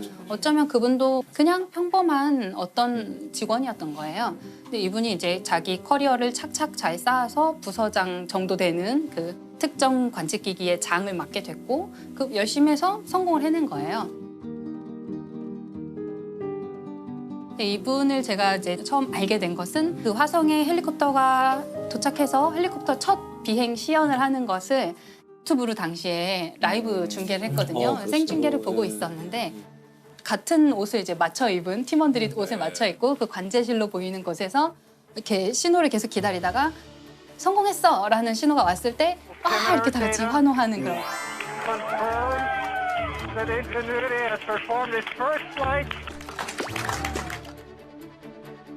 이분이 서류를 이렇게 책상에 여러 가지 서류를 갖고 있었는데 이 소식을 딱 듣자마자 뭐 여러분 우리가 뭐 이렇게 중요한 일을 했습니다 이런 짧은 연설을 한 다음에 이걸 찢어요. 세리머니 하는 장면을 봤어요. 영화에서도 보면 꼭 이제 나오잖아요. 그렇죠, 네. 야 하면서 막 뭐 던지고 막 정확합니다. 예. 완전 마이크 드롭이네요. 근데 찍고 있는데 다시 추락합니다. 누가 다시 뽑아오겠죠. 네, 그렇죠. 이분이 그런 세리머니를 하는 그 장면이 굉장히 이제 이 서류를 찢는 장면으로 화제가 되었는데 지금 열심히 노력하고 있는 어떤 아직 이루지 못한 과학자들한테 약간 자신이 그런 세리머니 하는 어떤 서류도 찍고 막 이런 장면이 있는 것을 자기가 상상해 보면 목표가 너무 멀리 있다고 생각될 때 도움이 되지 않을까. 그래서 그런 좀 소개도 해드리고 싶었고요. 이게 사실은 이런 세리머니가 과학적 성과랑 아무 관계가 없는 것 같지만 필요하다는 생각도 들어요. 저는 너무 공감해요. 그래요? 네네네. 과학자들도 뭔가 조금 자기 자랑, 과학자들 약간 자기 자랑하기가 굉장히 어렵거든요. 과학자가 정말 못하는 일 중에 하나인데 해야 된다는 생각이 사실 들어요. 그걸 보시는 국민들, 전 세계에 있는 지구인들 모두가 좀 희망을 갖고 관심을 가져줄 수도 있는 것 같아요. 이런 당연히. 예를 들면 우리가 누리호 로켓 발사 성공했을 때 이제 실패를 몇 번 하다가 마침내 성공했을 때 성공하는 장면을 또 그때도 이제 생중계를 했잖아요. 다누리호. 네. 그때 이제 그 연구소의 관계자분들께서 그 관제실에 앉아 있다가 우리가 흔히 생각할 수 있는 뭐 성공했습니다 그러면 막 와 이런 거를 할 줄 알았는데 여기가 약간 너무 경직된 분위기였던 거예요. 이분들이 약간 너무 긴장 많이 하셨고 이거 혹시 실패할까 봐 너무 긴장도 두려움 많이 때문에. 하시고 그래서 어떤 분이 종이를 이렇게 소심하게 이렇게 네 이렇게 해보셨어요. 약간 밤낮 없이 준비해온 연구진의 노력이 결실을 맺었습니다. 그런데 그게 또 그 장면이 계속 다시 반복 재생되잖아요. 유튜브에서. 그 유튜브 생중계 댓글 중에 세금 아깝지 않네.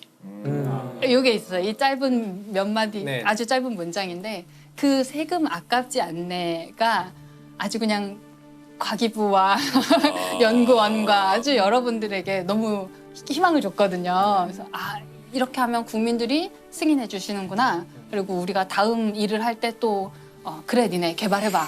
조금 실패하더라도 해봐. 이렇게 국민들이 허락해 주시는구나. 이렇게 느껴져요. 근데 우리가 그런 세레모니도 하고 하면서 일반 사람들과 좀 더 소통을 많이 해야 그분들이 천문학자가 뭐 하는지를 알아야 그래 니네 해봐라고 말씀해 주시죠. 그런 점에서도 좀 필요하지 않나. 예. 과학자들의 그런 세레모니들 되게 좋은 것 같아요. 전에 뷰티풀 마인드라는 영화 예. 있었잖아요. 안연필.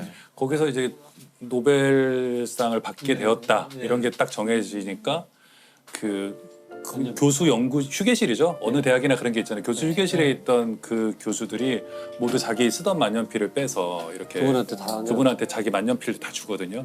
감사하다. 근데 나 굉장히 경의의 표현인 것 같고. 그 최고. 또 그 백남준 비디오 아티스트 백남준 선생님 돌아가셨을 때 그때 모였던 사람들이 모두 백남준 선생의 이런 어떤 과감한 이 정신을 기념하자 그래서 모두 넥타이를 자르자 그랬어요. 맞아. 이런 퍼포먼스. 오히려 유쾌하게 그를 기억하는 자리였습니다.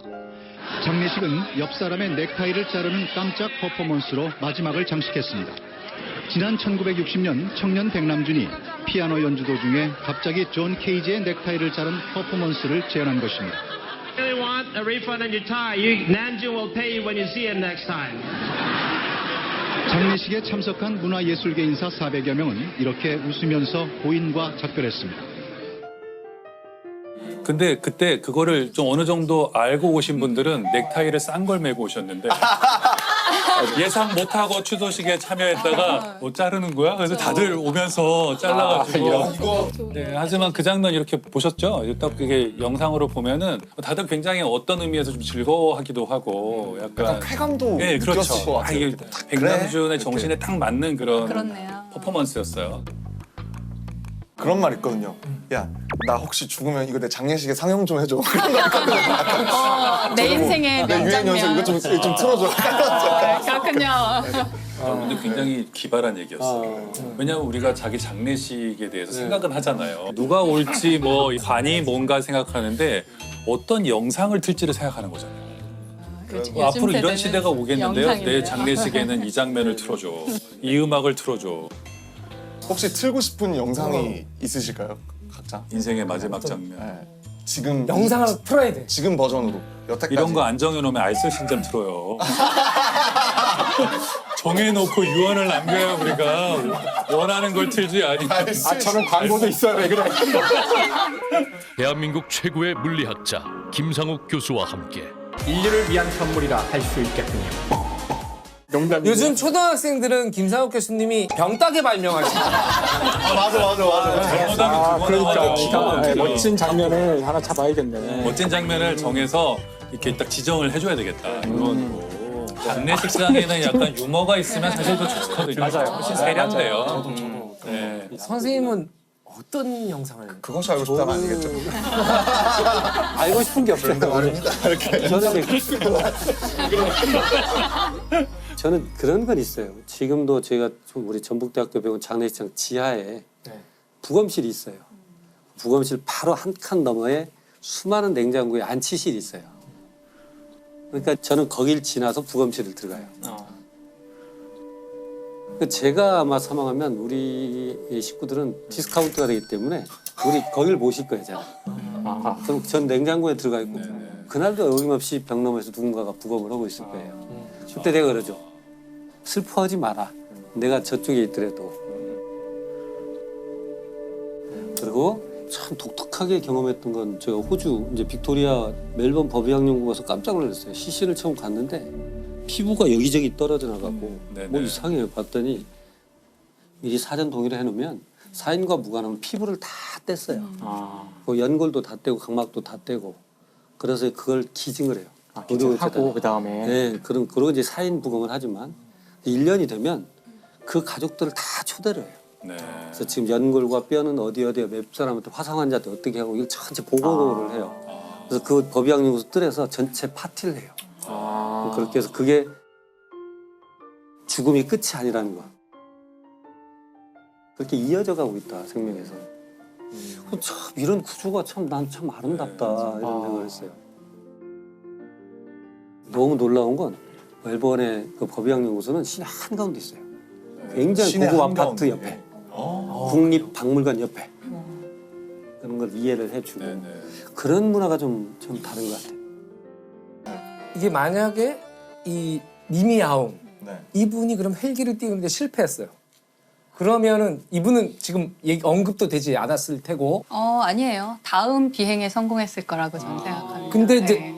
나사가 얼마나 기다려줄 수 있어요? 보통 나사는 예를 들면 예산을 780억을 썼는데 780억. 780억. 삐서 온것 성 같은데. 헬리콥터 그거보다 조금 더 들었어요. 네. 굉장히 근접하셨는데 거의 900억 정도 들었어요. 근데 재밌는 게 나사 같은 기관은 뭘 잘못했다고 해서 그 관련된 사람을 자르는 걸로 문제를 해결하지 않아요.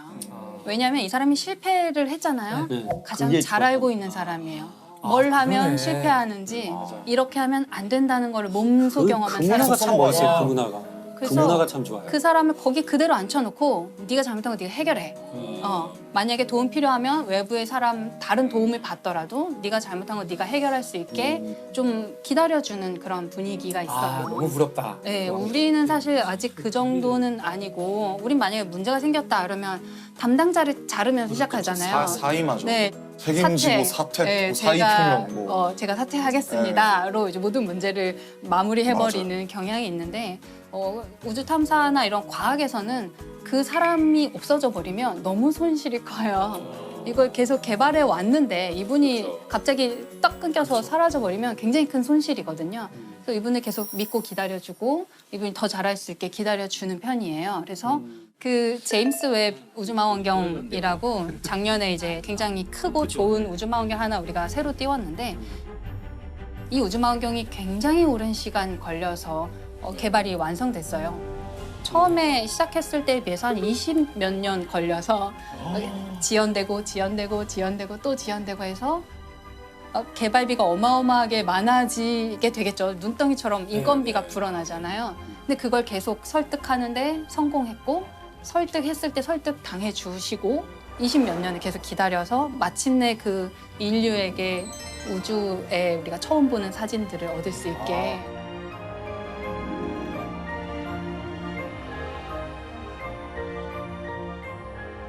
제임스 웹 우주망원경의 전신이라고 할 수 있는 허블 우주망원경을 사람들이 처음에 허블 우주망원경이 처음 올라갔을 때는 막 많은 사람들이 경쟁을 해서 관측을 쫙 여러 가지를 했어요.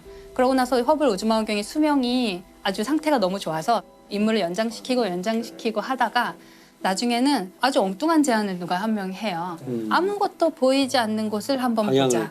네, 보통 이제 보이는 것을 더 잘 보려고 근데 다 미쳤다고 하는데 그랬다면서요. 네, 그 기회를 아무것도 날리냐. 없는 데를 보자. 근데 아무것도 없기 때문에 아주 오랫동안 지켜봐야지 희미하게 볼 수 있는 거예요. 그래서 이 비싼 우주망원경의 시간을 내가 한 열흘 쓸게. 뭐 예를 들면 이런 식으로. 그리고 며칠 동안 아무것도 없는 곳을 열심히 봤는데 그 안에 수천 개의 은하가 있는 거예요. 아무것도 없다고 생각한 공간에.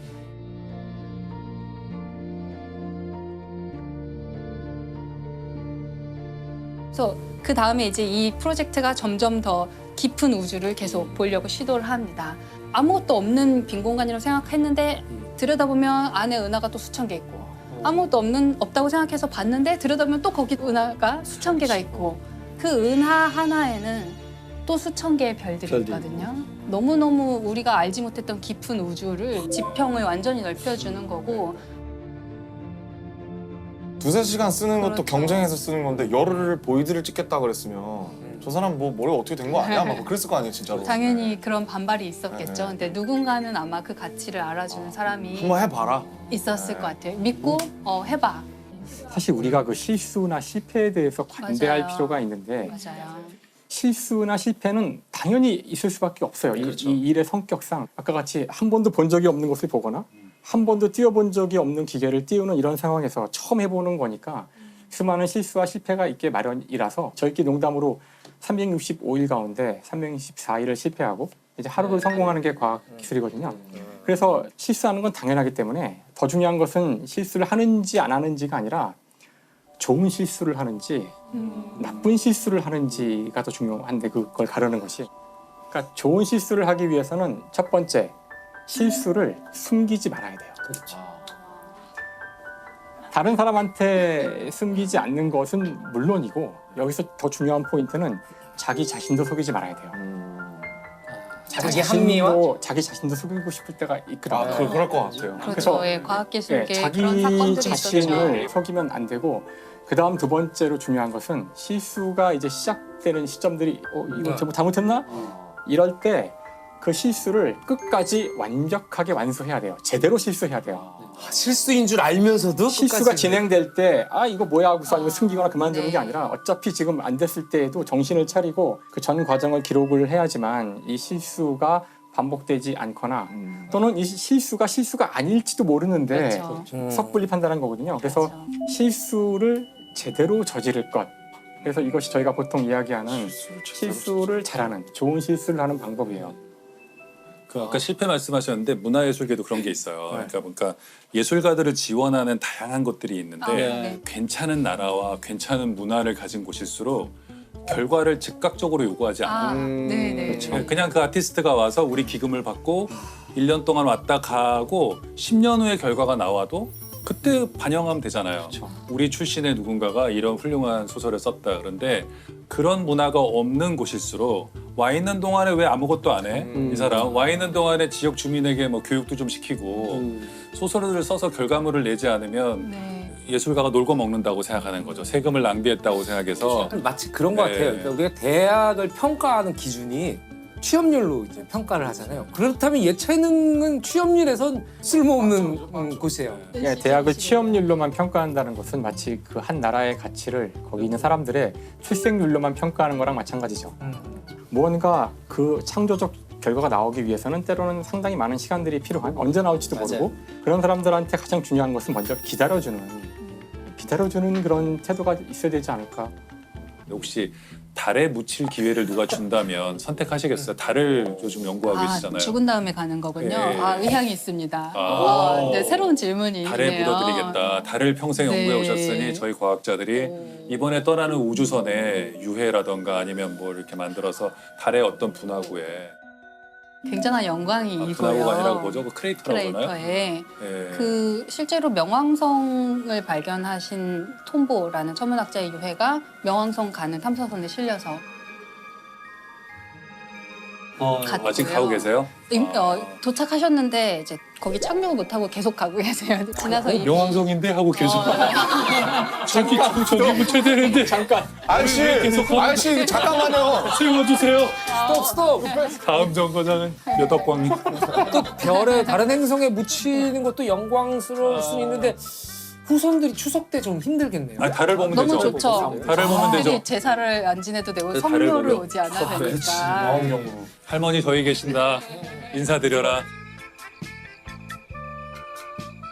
근데 우리 BTS는 노래가 이제 우주로 가잖아요. 감사합니다. 그 우주인 플레이리스트에 있다면서요? 네네. 우주인들을 또 달로 보내려고 하는데 처음에 연습을 해요. 그래서 근처까지만 갔다가 지구로 돌아오고 이런 몇 번 연습한 다음에 이제 멀리 달까지 보내거든요. 그런 연습을 할 때 이제 우주인들의 좀 마음을 조금 편안하게 해주려고 배경음악을 좀 고른대요. 거기에 이제 BTS 노래가.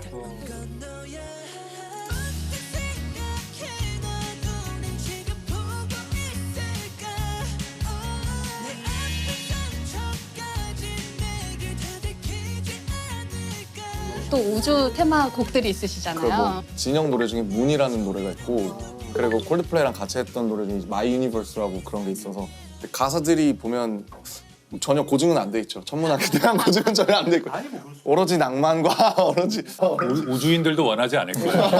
철저한 고증. 좋은 지적이세요. 근데 명왕성 가사가 있잖아요. 그 134340 그게 명왕성의 그 수행성 번호거든요. 그래서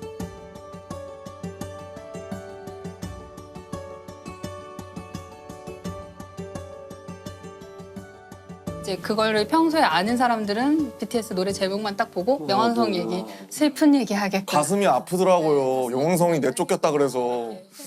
네, 가슴 아픈 얘기 하겠구나 이렇게 생각할 수 행성이 있죠. 되지 못한 수행성. 인정받지 못한.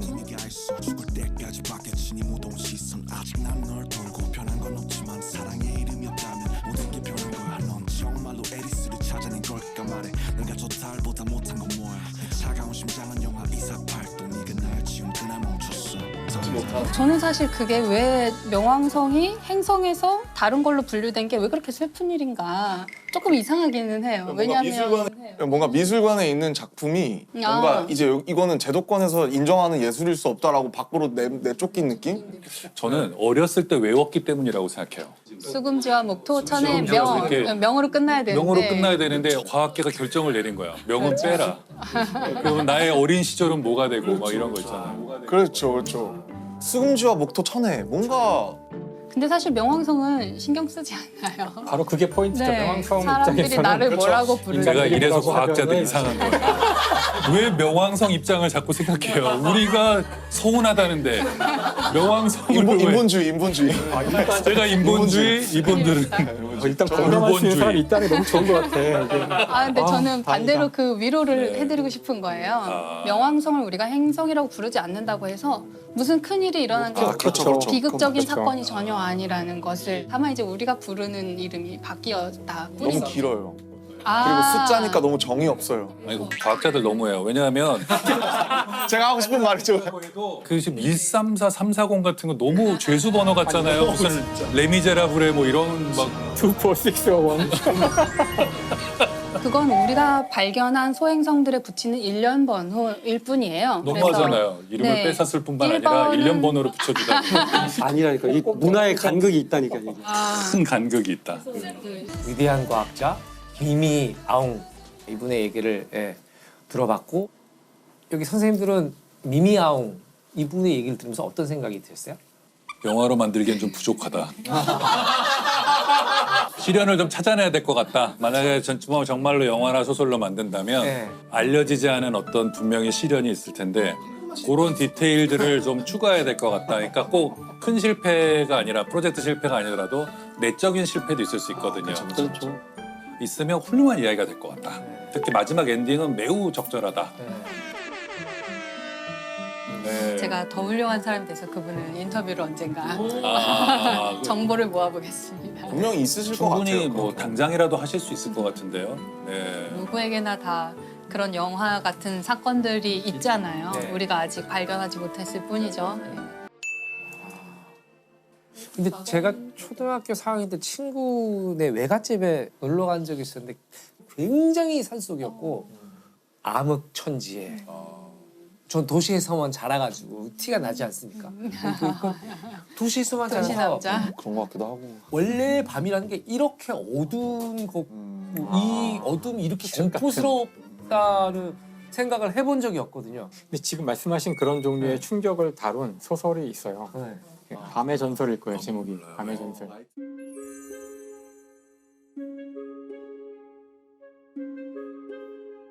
어떤 행성, 우리 같은 행성인데 거기는 별이, 태양과 같은 별이 6개가 있어서 밤이 없어요. 계속 낮은 거죠. 근데 이 행성에 오래된 전설이 있는데 2000 몇 년마다 하여튼 뭐 한 번씩 문명이 멸망해 버리는 일이 반복된다는 거예요.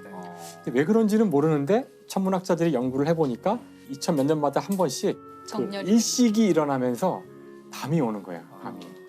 밤이 잠깐 와요. 네, 모든 태양이 다 몇 시간, 가려지는 가려지면서 갑자기 이 행성이 어두워지는 거죠. 근데 그런 설정인데, 그러니까 이제 사람들이 두려워하는 거예요. 그러니까 일식이라는 것이 일어나는 건 알겠는데 그게 우리에게 어떤 영향을 주길래 문명이 갑자기 멸망할까? 근데 이제 소설의 마지막에 가면 그 밤이 이제 오는 거죠. 밤이라는 한 번도 보지 못한, 겪어보지 않은 밤이 오자.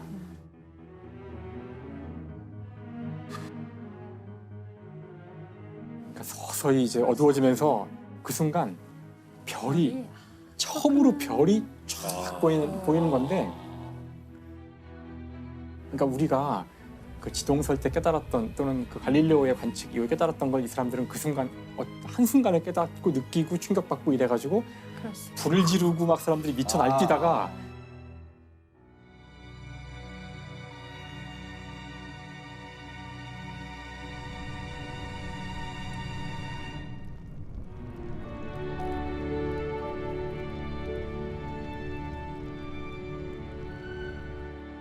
결국 문명이 스스로 망하는 거예요. 멸망하는. 그러니까 밤이 오는 것 때문에 망하는 건데 그걸 예상을 못하는 거예요. 한 번도 밤을 본 적이 없으니까. 밤이 무서워. 아니 지금 갑자기 나온 얘기인데 물리학자 병따개 발명가가. 근데 옛날에는 우리 어렸을 때 이런 분을 척척박사라 그랬어요.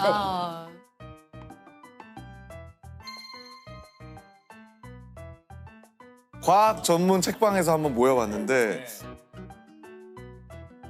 사실 심채영 박사님께 여쭤보고 싶은 게 우주에서 연주가 가능한가요? 소리가 나요? 이게? 연주는 할 수 있겠죠. 소리는 매질이 있어요. 들리지 않겠죠. 네. 아. 근데 우리 우주정거장 안에서는 이제 공기가 있으니까 네네. 소리 들을 수 있거든요. 그러면 우주정거장 안에서는 우주인들이 약간 이제 무료함을 달래기 위해서 실제로 밴드 연주도 하고. 오. 3, 2, 1.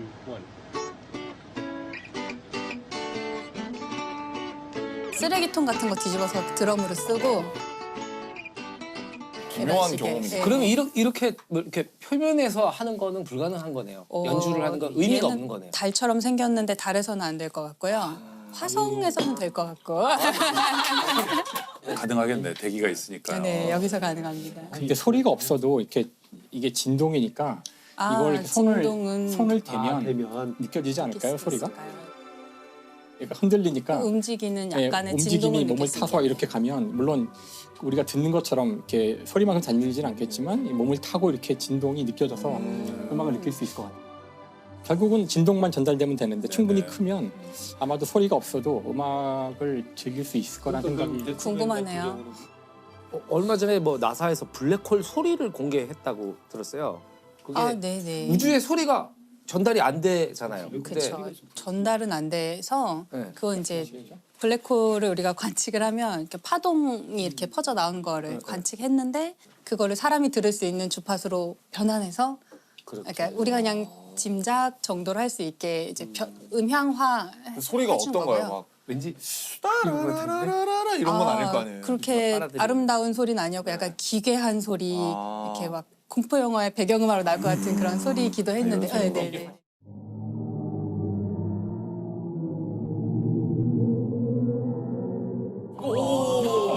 사실 인간만 못 들었을 뿐이지 그걸 들을 수 있게만 변환시키면 돼요. 여기 우주에 대한 사진도 우리가 보지 못하는 그런 빛들이 많이 오지만 우리가 보고 싶잖아요. 그러니까 그 적절한 규칙으로 그냥 색깔을 막 칠한 거거든요. 대부분은. 아 그래요? 그래서 많은 것들이 그래요. 그래서 우리가 성문이라고 해서 엄청 아름답게 보이는 막 깜짝 놀랄 만한 이런 그렇게 안 것들도 다 보이죠. 사실 그렇게 그렇게는 안 보이고. 보여요.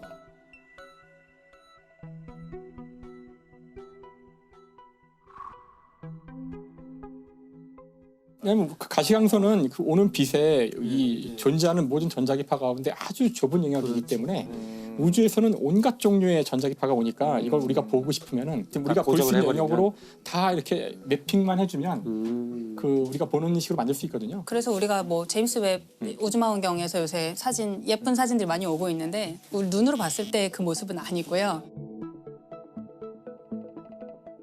그럼 색칠 공부를 하신 거였단 말이에요? 이제 적외선이 어떤 거를 가색이라고 저희는 표현하는데 가짜색이라는 뜻의 그러니까 가채색을 해서 색깔을 조금 바꿔요.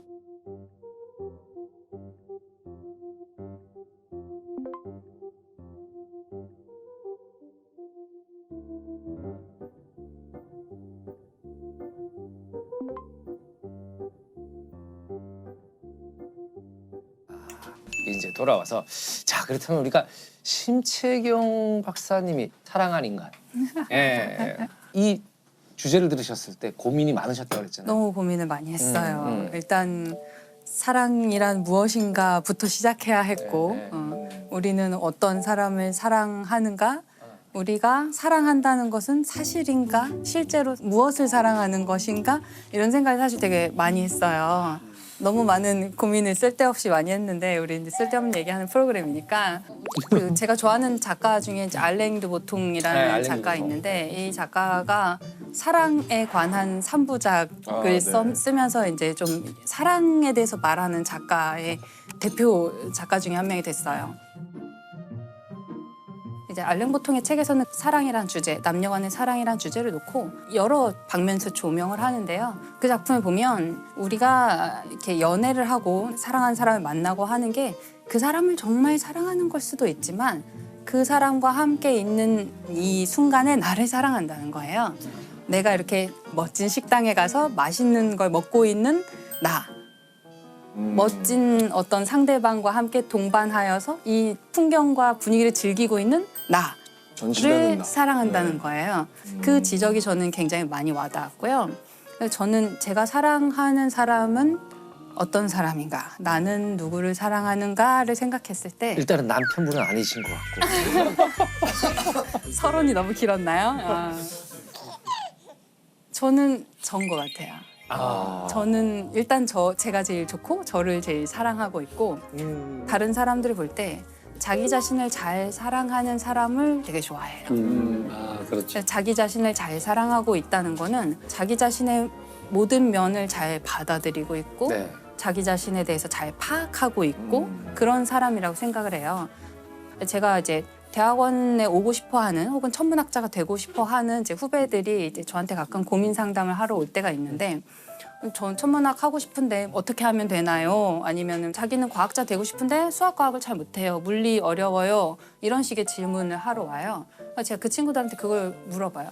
직업 과학자가 되려면 사실은 대학원을 나올 수밖에 없고 박사 학위를 받는 게 거의 필수적이고 박사 학위를 받으면 그때 인생이 시작이 돼요. 이 과학자로서의 삶은 박사 학위를 받으면 끝이 아니라 그 시작에 햇병아리 박사가 돼요. 어떡해. 그러니까 그 과정, 그 라이센스를 따기 위해서 거의 20대의 거의 모든 시간을 대학원에서 보내야 돼요. 남들은 대기업에 학부만 졸업하고 대기업에 취직해서 대리 달고 과장 달고 하는 동안 난 계속 연애하고. 아직 대학원생이고 아직 대학원생이고 아직 대학원생인 거예요. 그래서 그 대학원생에 대한 밈이 그렇게 있군요. 그렇죠. 세상에서 예. 제일 불쌍한 사람, 뭐 집에서 자고 있던 대학원생, 뭐 이런 식, 뭐 이런 식으로 맨날 항상 밈이 저는 전혀 몰랐는데. 농담 있어요. 원래 소년이 잘못하면 소년원에 가고 대학생 잘못하면 대학원에 간다고. 유명한 말이죠. 네. 우프다 우퍼. 네. 그러니까 그게 그 시간을 다 버틸 수 있는지 나는 그게 가치 있다고 생각하는지 내가 그 내 젊은 날의 시간과 모든 기회 비용을 다 투자하고 희생하고 할 만큼 내가 이것을 가치 있다고 판단하느냐 저는 그거를 제일 먼저 물어보라고 해요. 너 자신에 대해서 알아야 돼. 천문학을 아는 것보다 너 자신에 대해서 먼저 탐구해 보기를 바란다. 그 얘기를 항상 하거든요. 이게 자기를 아는 문제잖아요. 맞아요. 예. 근데 이게 철학적으로는 굉장히 어려운 문제거든요. 자기를 안다고 했을 때 첫째 문제는 자기란 무엇인가? 자기. 베이비. 나라는 것이 불교에 그런 말이 있거든요. 나라고 할 만한 것이 없다는 사실이 있다. 이런 말이 있어요. 근데 아무튼 그게 좀 어려운 얘기지만 네. 나라는 것이 있나? 그러니까 왜냐하면 나라는 것이 자꾸 바뀌거든요. 맞아요. 근데 오늘은 내가 예를 들면 유튜버가 되고 싶은데 내일은 가수가 되고 싶고 모레는 또 누구의 걸 봤더니 영화 배우가 그렇죠. 되고 싶고 인간은 자꾸 변하기 때문에 이 변하는 자아 중에 어떤 게 나냐? 너무 어려운 문제죠. 맞아요. 근데 그러면 어떻게 진로를 선택하신 거예요? 이렇게 뭐 천문학자가 나는 저는 공부하는 거는 좋아했어요. 그러니까 똑똑하고 싶은 그 공부가 아니라 저는 약간 집착형 인간이거든요. 제가 뭐 하나 좋아하면 막 그거를 계속 하고 싶고 내가 잘하느냐 못하느냐 별로 중요하지 않고 그냥 그걸 할 때가 재밌는 거예요. 그래서 만약에 영문학과를 갔어도 대학원 갔을 것 같고 생물학과를 갔어도 대학원 갔을 것 같고 그냥 저는 이런 삶을 좋아했었고 근데 그중에 이제 천문학이 된 거는 진로를 결정할 시기에 알게 되었던 몇몇 사람들이 이제 천문학이라는 길을 이제 보여줬던 거죠. 그래서 저한테는 대학원 생활하고 이제 지금 이 일을 정말 이 과정을 즐기고 있기 때문에 저는 제가 뭐 노벨상 받는 과학자가 아니어도 저는 그냥 오늘이 매일이 행복한 거거든요. 그러면은 저는 이제 제 자신을 잘 알고 이 길에 왔다고 저는 생각을 해요. 지금 이렇게 진로를 결정하는 부분에 있어서도 굉장히 자기애가 느껴져요. 내가 공부하는 모습이 너무 좋고. 네네 맞아요. 그거 자체가 그게 좋고. 가장 행복한 분의 전형이잖아요. 내가 정말 잘하는 건데 내가 좋아하는 거고 그것이 내가 직업으로 선택할 수 있고 이게 정말 행복한 거죠. 덕업일치라 그러죠. 그렇죠, 그렇죠. 그래서 최근에 이제 재밌었던 거는 김연경 선수의 인터뷰. 김연경. 네, 김연경 선수의 배구 선수, 인터뷰가 배구 선수. 저는 너무 마음에 와닿는 거예요. 그분의 인터뷰가 어떤 식이냐면 김연경 같은 선수는 100년에 한 번 나올까 말까 한 선수라고 생각하는데 정말 그렇게 생각하시나요? 물어보면 그분은 네라고 대답하시는 거예요. 정말 그렇게 생각합니다. 정말 그렇게 생각합니다. 동의를 하기는 하죠. 100년이 돼도 나오기 쉽지는 않기는 하죠. 쉽지는 않긴 하는데. 그리고 뭐 팬들이 달아준 댓글 중에 제일 마음에 드는 거는 교회에는 성경, 절에는 불경, 배구는 김연경. 이런 식의 이야기를 뭐 인터뷰에서 맞는 얘기니까. 예. 네. 근데 좀 맞는 얘기잖아요. 근거가 있는 예. 자신감이잖아요. 근데 그거를 정말 자기가 막 거들먹거리면서 얘기를 하면 너무 싫겠죠. 그렇죠, 너무 그렇죠. 그렇게 꼴 보기 싫은 게 없죠. 네. 나 잘난 척하는 건데 이분은 그거를 내가 잘난 척한다는 느낌이 전혀 들지 않고 나 열심히 했고 그래서 잘했고 그래서 난 내가 좋아를 너무 당당하게. 뛰고 싶다라고 이제 얘기도 많이 하고 하는데 그거는 그 사람들의 생각이고 제 생각이 중요한 것 같습니다. 제가 잘 결정할 수 있도록 하겠습니다. 사실 너무 겸손한 것도 좀 이상하잖아요. 그렇죠, 막 사실. 우리나라는 너무 아무래도 겸손을 약간 뭐랄까 네네. 너무 이제 미덕으로 최고의 보니까. 미덕처럼. 또 그런 걸 볼 때 되게 김연경 선수의 그 자기 사랑이 너무나 건강한 모습이다. 아, 좋은 표현입니다. 되게 본받고 예, 싶다 예. 그런 생각 너무너무 많이 들어요. 이게 자기 자신을 잘 사랑한다는 게 예를 들어서 내가 김연경인데 나는 오늘 최고의 점수를 득점 왕이 됐어. 그러니까 나를 사랑해가 아니거든요. 내가 잘못한 점도 있겠고 내가 부족했던 점도 있고 근데 그걸 그냥 잘 인정하는 거잖아요. 다 수용하고 어제 내가 잘못한 것도 그렇죠. 나고 오늘 실수했던 것도 나고 뭐 내일 부족한 점을 좀 메꿔서 내일 더 잘하려고 하는 것도 나고 그러다 또 실패하는 것도 나고 그걸 받아들이지 않으면 나의 멋진 모습, 예쁜 모습만 사랑하면 너무 허울만 있는 거죠. 너무 무너지기 쉬운 모래성 같은 거고요. 내가 못난 점도 있고 내 가장 발자크스러운 점을 내가 스스로 가장 잘 알지만 그래도 그런 나를 사랑하는 것이 굉장히 어려운 일이에요. 김치경 선생님은 자기 자신에 대한 사랑을 얘기하시잖아요. 자기 애를 얘기하시는데 그러면 이제 심사위원 심채경, 선수 심채경, 자 도마 경기예요. 자 뛰어가다 탁 넘었어. 몇 점입니까? 10점 만점에. 아, 제 자신이요? 네. 제 자신은 저는 10점입니다. 아 10점입니까? 네. 그러니까 멋있다. 그게 남이 평가하는 나는 5점이나 7점이나 네. 실격일 수도 있겠죠. 네. 경기장 밖으로 넘어 떨어졌을 수도 있지만 그게 나라는 심사위원한테는 그게 내가 10점인 거죠. 의외로 굉장히 외윤의 극강의 캐릭터세요. 아니 아까 말씀드렸잖아요. 목소리 제일 작으신 분이 제일 그러니까 위너야. 실눈캐 같은 거죠, 약간. 근데 이게 사람이 좀 약간 행복해지는 게 되게 어려우면서도 어찌 보면 되게 단순한 게 가치 판단의 무게 중심이 내 안에 있으면 되거든요. 우리가 천체들도 보면 무게 중심이 그 천체 안에 있으면 얘는 안정적으로 존재할 수 있어요.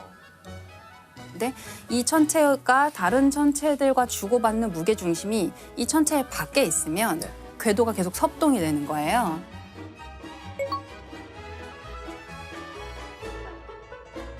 저는 가치 판단의 기준도 그게 자기 안에 있을 때 좀 더 안정적으로 살 수 있는 것 같아요. 그래서 좋아요를 눌러준 사람이 별로 없더라도 괜찮고. 그렇죠.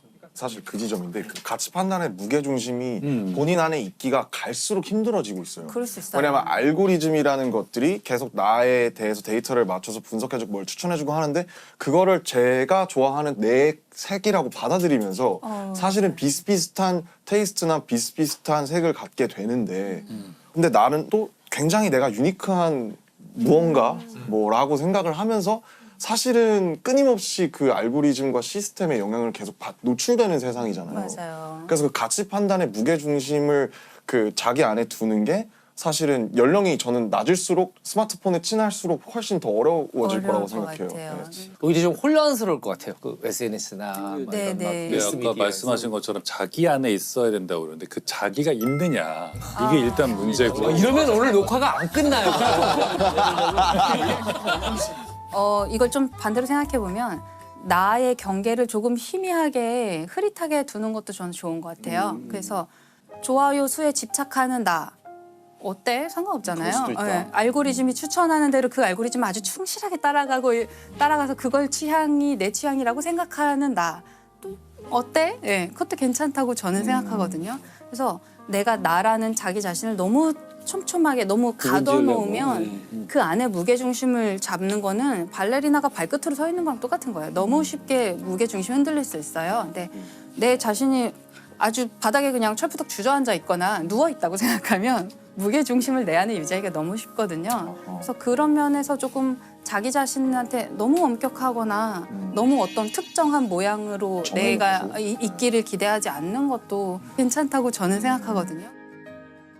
심채경 박사님께서 그 알랭드 보통의 불안이라는 소설 네네. 언급을 하셨는데 다들 읽어보셨을 거 아니에요? 아니 저는 저 안 읽어봤는데. 보통 사람들 다 읽나 봐요. 좋아하는 책인데요, 네. 사실은. 어떤 이게 책이에요? 불안이 우리말로는 책 제목이 불안이라고 번역이 됐지만 원래는 지위 불안이라는 원제인데 손가락 그림이 나와요. 손가락이 하나 있을 때는 행복한 거예요. 우울하지 않아요. 근데 더 큰 손가락이 등장하면 이제 우울해지는 거예요. 이게 비교 대상이 나타나면 비교. 예, 나의 지위가 이제 불안해지는 흔들리니까. 거죠. 예. 그리고 현대 사회의 이런 지위 불안이 좀 더 심해진다는 거죠. 예전에 그렇죠. 작은 마을에서 살고 있을 때는 그냥 웬만해도 다 비교 대상이 별로 네네네. 없으니까 내 이 정도면 잘생겼지 맞아요. 이러면서 네. 살아갈 수 있었는데 이제는 비교 대상이 전 소설. 세계로 네. 확대됐고 소설이 진짜 큰 것 같아요. 네. 네. 지위 불안이 심해졌죠. 청소년. 흔히 그런 건 이제 열등감, 그렇죠. 뭐 네, 열패감, 네. 뭐 네, 네. 이렇게. 이게 열등감과 열등감 콤플렉스는 다른 거예요. 네. 열등감은 누구나 다 있죠. 근데 나만 있는 걸로 생각하지만 그 열등감은 발전의 도약이 되죠. 아, 그렇죠. 근데 이걸 인정 안 하는 게 열등감 콤플렉스예요. 아. 그러니까 작은 키가 큰 보폭으로 걷는달지, 아, 네, 큰 사람이 어깨를 더 크게 움직일지, 목소리를 더 크게 한다지. 이건 있는 그대로 받아들이지 않고 역으로 열등감 콤플렉스가 돼버린 거죠. 열등감 얘기를 해주시니까 이제 다시 김연경 선수의 이야기로 좀 돌아가고 싶은 네네네. 생각이 드는데요. 그렇지, 김연경 선수에서 여기까지 왔어요. 네, 그 김연경 선수가 그런 너무나 자신만만해 보이는 인터뷰 같은 거를 할 때 그 인터뷰가 거만하거나 오만해 그렇죠. 보이지 않는 그런 여러 가지 이유 중에 하나는 이분이 옛날에는 굉장히 키가 작은 선수였다고 그랬었다고요. 하더라고요. 예, 예. 초등학교 4학년 때인가 배구를 시작했는데 중학교 3학년 때까지 배구단에서 제일 작아서 계속 벤치에만 있는 거예요. 자기는 경기를 뛰고 싶지만 계속 벤치에 앉아 있고 뭐 그런데 그 상황이 되면 누구나 굉장히 열등감, 열패감에 사로잡힐 수 있죠. 나는 왜 못 뛰지? 나는 뭐가 부족해서 아니면 배구 그만둘까? 이런 고민을 분명히 했을 텐데 너무 재밌는 게 이분은 그 벤치에 앉아서 선수들의 플레이를 계속 봤다는 거예요. 계속 관찰을 해서 이런 플레이를 하면 이런 결과가 나왔고 저기서 저 선수들이 어떻게 뛰었더니 이런 좋은 세트 플레이가 나왔고 이런 거를 계속 관찰할 수 있는 되게 좋은 기회로 삼았던 거예요. 벤치에서 마치 감독이나 코치가 된 것처럼 몇 년을 배구 경기를 열심히 관찰했기 때문에 나중에 본인이 정말 키가 훌쩍 자라서 본인이 직접 플레이를 하게 되었을 때는 이 배구 경기장의 흐름을 너무나 잘 아는 선수가 된 거죠. 그럼 박사님은 뭔가 그렇게 그 김연경 선수님의 작았던 키처럼 뭔가 이렇게 벽 앞에 막혔다라고 느꼈을 때 어떻게 극복하셨는지 그런 케이스가 있으신지. 벤치에 앉아 있었던 그렇죠. 저는 대학에 처음 들어왔을 때가 좀 어려운 시기였어요. 근데 제가 망원경을 직접 본 적이 한 번도 없는 상태였어요. 저는 그냥 과에는 뭐 중학교 때부터 자기가 렌즈를 직접 깎아서 망원경을 만들어 본 사람. 장인이 있어, 장인이. 네. 갈릴레오 지대도 아니고 전문학자 하기 힘들다, 힘들어. 네, 아주 어릴 때부터 관측을 많이 해본 사람, 집에 굉장히 큰 경통의 망원경이 있는 사람들이 많은 거예요. 그리고 제가 잘 모르는 별자리 신화 이야기를 막 끝도 없이 나오는 거예요. 그럴 주눅 때 들었겠다. 완전히 주눅 들죠. 완전히 주눅 들고 나는 별자리도 모르는데 학교에서는 별자리 가르쳐주지 않아요. 그러면 저는 계속 교양이 없는 상태로 교양이 없는 인간이 되는 거예요. 그게 너무 이제 처음에 주눅 들기가 쉬웠거든요. 저는 그게 처음에 되게 어려웠는데 저는 좀 시간이 지나면서 제가 할 수 있는 일을 찾기 시작했어요. 예를 들어서 과학은 우리가 팀을 이루어서 일을 하기 때문에 계산 잘하는 친구가 너무 필요하고요. 컴퓨터 코딩 잘하는 친구가 필요하고 그래프를 너무 멋있게 누구나 이해할 수 있는 좋은 그래프를 그리는 친구가 또 필요하고요. 또 뭐 펀드가 필요하니까 과제 예산을 잘 따오는 어떤 다른 동료나 선배가 필요하고 그 모든 사람들이 팀을 이뤄서 일해요. 그중에 제가 할 수 있는 역할을 이제 찾는 거죠. 네. 뭐였어요? 그렇게 하면 돈을 따오는 일? 돈을 따오려면 아직 좀 더 거물이 돼야 되고 예. 쉽지 않구나, 그거. 네, 저는 뭐 저는 왜 그래프 그리는 것도 그리는, 코딩하는 것도 코딩, 좋아하고 그런 면에서 또 저는 꾸준히 가만히 앉아서 계속 그 자리에 앉아 있는 걸 잘해요. 사실은. 그건 저것도 재능이라고 생각해요. 저는. 재능이에요.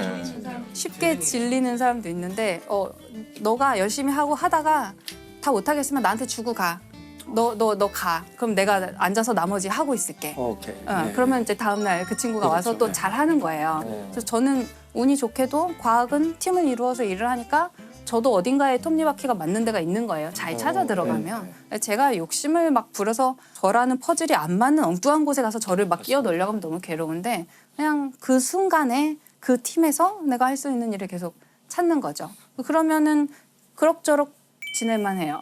그럭저럭 행복할 수 있고 그럭저럭 실패하지 않을 수 있어요. 매일매일 조금씩. 팀으로 일할 수 있고 문학은 그런 거 안 돼요. 맞아, 그렇죠. 맞아. 팀으로 만들면 싸워. 누가 서문을 쓰고 뭐 이럴 수는 없잖아요. 근데 이런 얘기를 하다 보면 정말 꼭 이렇게 이분법으로 나누는 게 좋진 않지만 문과와 이과의 차이가 좀 약간 보이는데 대체적으로 이공계 사람들은 좀 낙관적이에요. 대체적으로 특히 미래에 대해서 좀 낙관적인 그런 시각이 더 강해서 오히려 반대일 것 같아요. 저도 반대일 것 같아요. 그렇지 않아요. 지금까지 과학이 발전만 해가서 그런가 보다. 그러니까 그게 그 계몽주의 철학과도 관계가 있을 거예요. 그러니까 과학이 우리에게 미래에 대한 낙관적인 어떤 전망을 처음에 주었잖아요. 합리적 이성의 승리 같은 걸 믿게 되는 거죠. 그래서 그 전에도 유명한 과학자들이랑 철학자들이 논쟁했던 거기에 알랭드 보통도 나왔을 거예요. 알랭드 보통도 나왔었고 스티븐 핑커도 나왔었고 그 논쟁 보면 언제나 똑같은데 그 인공지능은 오히려 인간에게 좋은 우리 미래를 좋을 거라고 얘기하지만 항상 이제 인문학적이나 저쪽 분들은 넘치시네. 미래에 대해서 되게 안 믿어 이러면서 그런 부분에선 그런 것 같아요. 그래서 심지어 이런 말도 한 적이 있어요. 과학자 중에 한 사람이 과학자란 인간이 가질 수 있는 가장 행복한 상태다.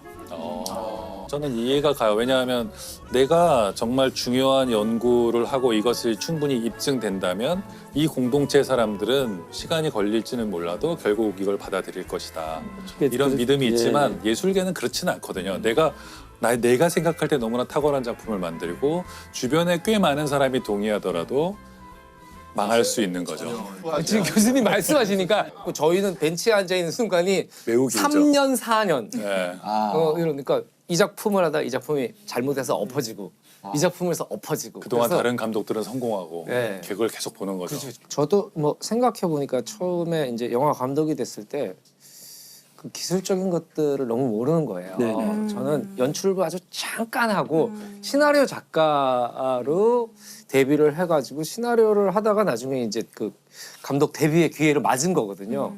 그래서 그게 저한테는 초창기에는 감독이 제일 모르는 것 같은 거야. 현장에 대해서. 그러니까 혹시 저 사람 눈치채면 어떡하지? 뭐 이런 생각을 갖잖아요. 그럴 수 있죠. 나의 은밀한 고민들이 생기는 거야. 어디 가서 얘기도 못 하겠고. 그렇죠. 누구한테 얘기를 해요, 이 얘기를. 다 나만 보고 있는데. 그래서 솔직하게 우리 촬영 감독님하고 조명 감독님한테 얘기를 했어요. 나는 현장 출신이라서 모르겠어. 지금 어떻게 돌아가는지 모르겠고 초기에 아예 모르겠다. 너무 용감하시. 이게 맞는지 틀린지 우리가 이제 연출부 때 보면은 감독님이 컷 오케이 모르겠어. 이거 다시 해 막 이러는데 사실 지나고 보니까 감독님들도 잘 몰라요. 잘 몰라. 그래서 선글라스를 끼는 거야. 감정을 안 들키려고. 동공지진 이런 걸 안 보이게. 쟤도 모르겠거든. 괜히 뭔가 마음에 안 드는 것 같이 이러고 하는데 그래서 솔직히 저는 이게 이 컷이 왜 좋고 왜 나쁜지 그걸 잘 모르겠어요. 경험이 없어서 그런지 모르겠고. 촬영 감독이 이런 얘기를 처음 들어본 거예요. 신인 감독인데. 감독이 나한테. 왜냐면 대부분 그런 얘기 안 하잖아요. 우리 얘기를 했어. 그러니까 우리 김성국 촬영 감독님 그분이 그 당시만 해도 A급, 특 A급이죠. 뭐 쉬리, JSA, 엽기적인 그녀. 그러니까 한국 영화 흥행 5 중에 3편을 하신 분이었어요. 장 감독, 그럼 우리가 도와줄게요. 네. 사실은 어찌 보면 제가 현장에서의 자존감? 을 가진 거는 그래 나에게는 조력자들이 있고 나에게는 최고의 전문가들이 있다. 그 사람들한테 배우고 그분들이 해주는 조언들을 내가 판단하면 된다. 그렇죠. 교수님 말씀하시니까 갑자기 제가 그 생각이 들어요.